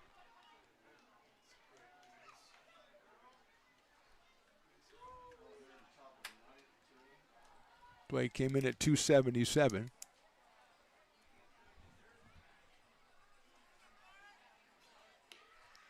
Watches that one outside, so he's ahead in the count, 1 ball and no strikes. A lot of giveaways today. We had the Daniel Susac card giveaway. 500 cards given away, 25 autographed, and 1 with the golden ticket for the Daniel Susac game-worn Potters jersey, as that one is a fastball. Did he go around? And he might have. No, he did not, according to the first base umpire, so it's 2-0. And then we've got over 100 prizes that people are putting their raffle tickets in to different bowls for different prizes, and they're just getting around to posting winners on that right now. So people are going to be scooping up some good goodies on the way home. Here's the 2-0. And that's a foul ball and a check swing by Porter. 93 from Michelle. Kyle Pedersen behind the plate for the Potters. At third, it's Guanzon. Shortstop is Miller. Second is Groves. First, McGraw. Right field, Jimmy Radler. Madsen in center, and Jackson Norton in left. And a 2-ball, 1-strike count on Blake Porter. Potters trying to end the season 16-9 in conference and 36-10 overall.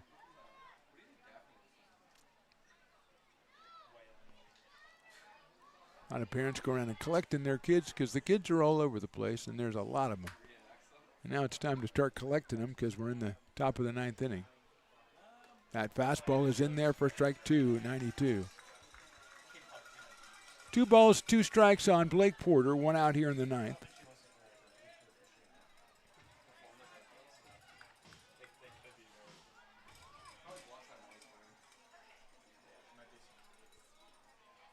So coming up on the 2-2 pitch. Breaking ball's in there, call strike 3. Beautiful pitch. Froze Porter for the second out, and a second strikeout for Michelle, and that'll bring up Miles Clayton. A couple of ground outs, a fly out, and a hit by pitch for Miles. He is 0 for 3.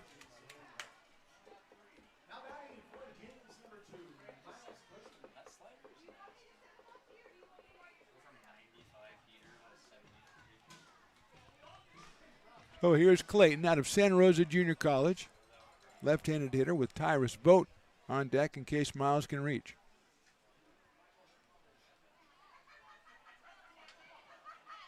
That's in the dirt. Goes all the way back to the backstop. Forget about that one. We'll throw a new one out. 1 ball and no strikes.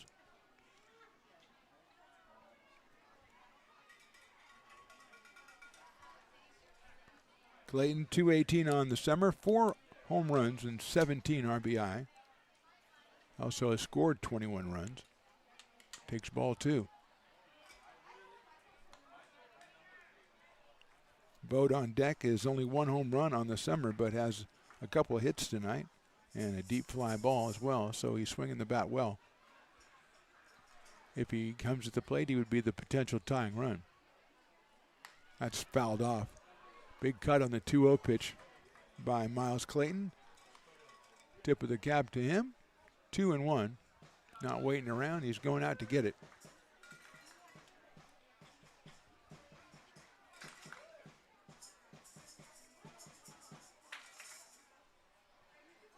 Left-hander against the right-hander, Michelle.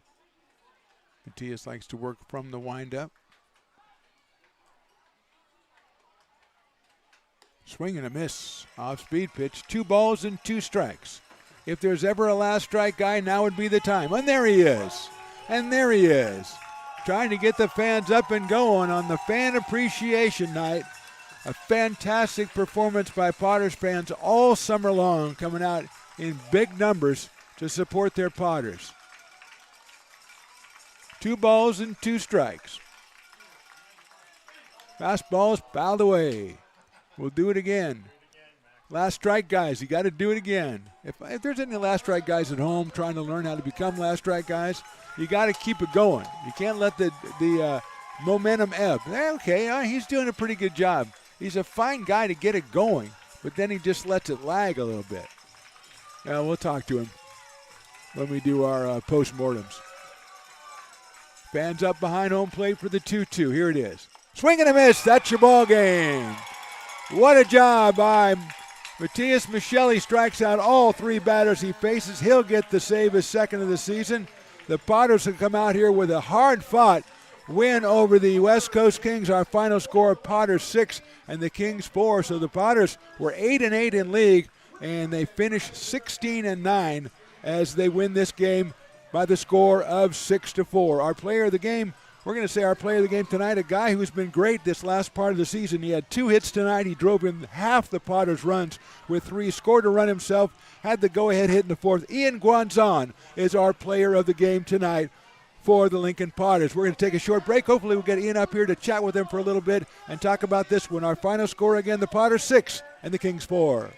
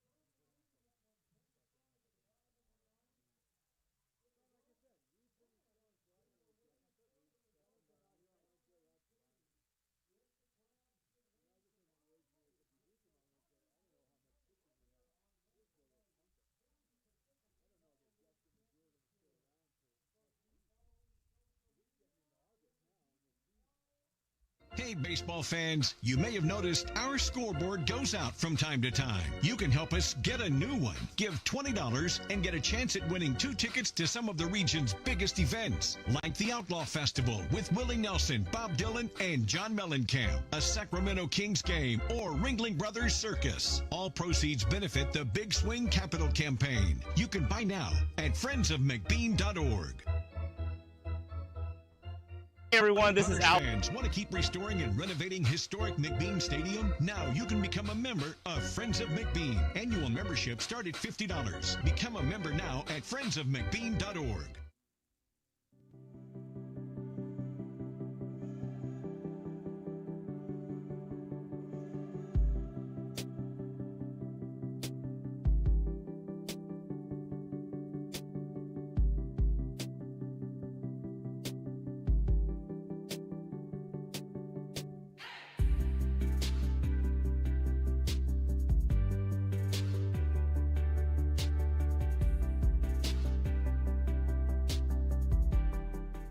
Here in Michigan, we do more than just survive the winter. We thrive during it. You simply can't keep us away from what we love most: great times and amazing beer. The snow transforms the landscape and lays the path for adventures yet to be had. Trails ready to be explored and freshly groomed hills ready for the first run of the day. And later, as the sun descends, it's time to unwind with great conversation and even better friends. Experience a taste of Michigan winter with Founders Brewing Company, born and brewed in Michigan.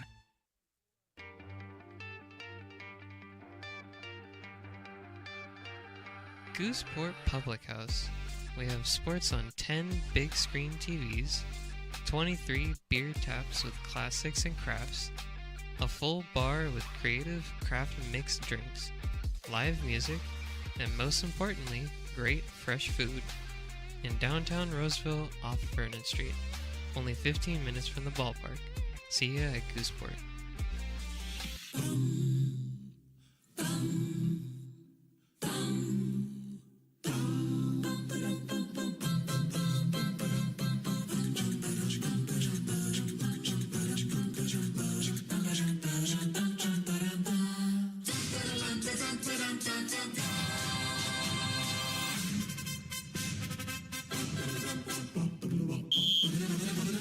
Situated on the corner of Lincoln Boulevard and 5th Street, this iconic building has been the home to several hotels over the decades, the most famous and longest running of which was the Lincoln Inn. Having undergone several renovations and architectural changes, this building is the current home of Old Town Pizza, which boasts not one but 2 floors for your dining enjoyment, including open-air seating on the roof.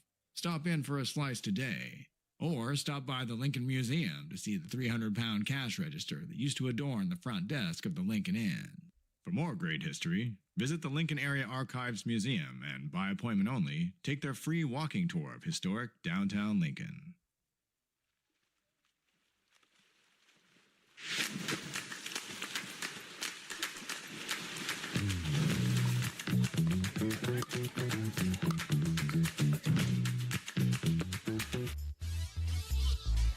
Potters post game after a big win. They beat the West Coast Kings 6-4. That's Luke Stoutwalker right there. Martha Phantomlow here. Evan the engineer over there. Ian Guanzon's our player of the game. It's a madhouse down there around the dugout. So if we get word to him and he comes out, that'll be great. If not, we just wanted to wrap this one up saying the Potters went down early. We're down 3-0 in this one. Came back and took the lead on a 2-run Ian Guanzon single, ironically enough, in the fourth inning.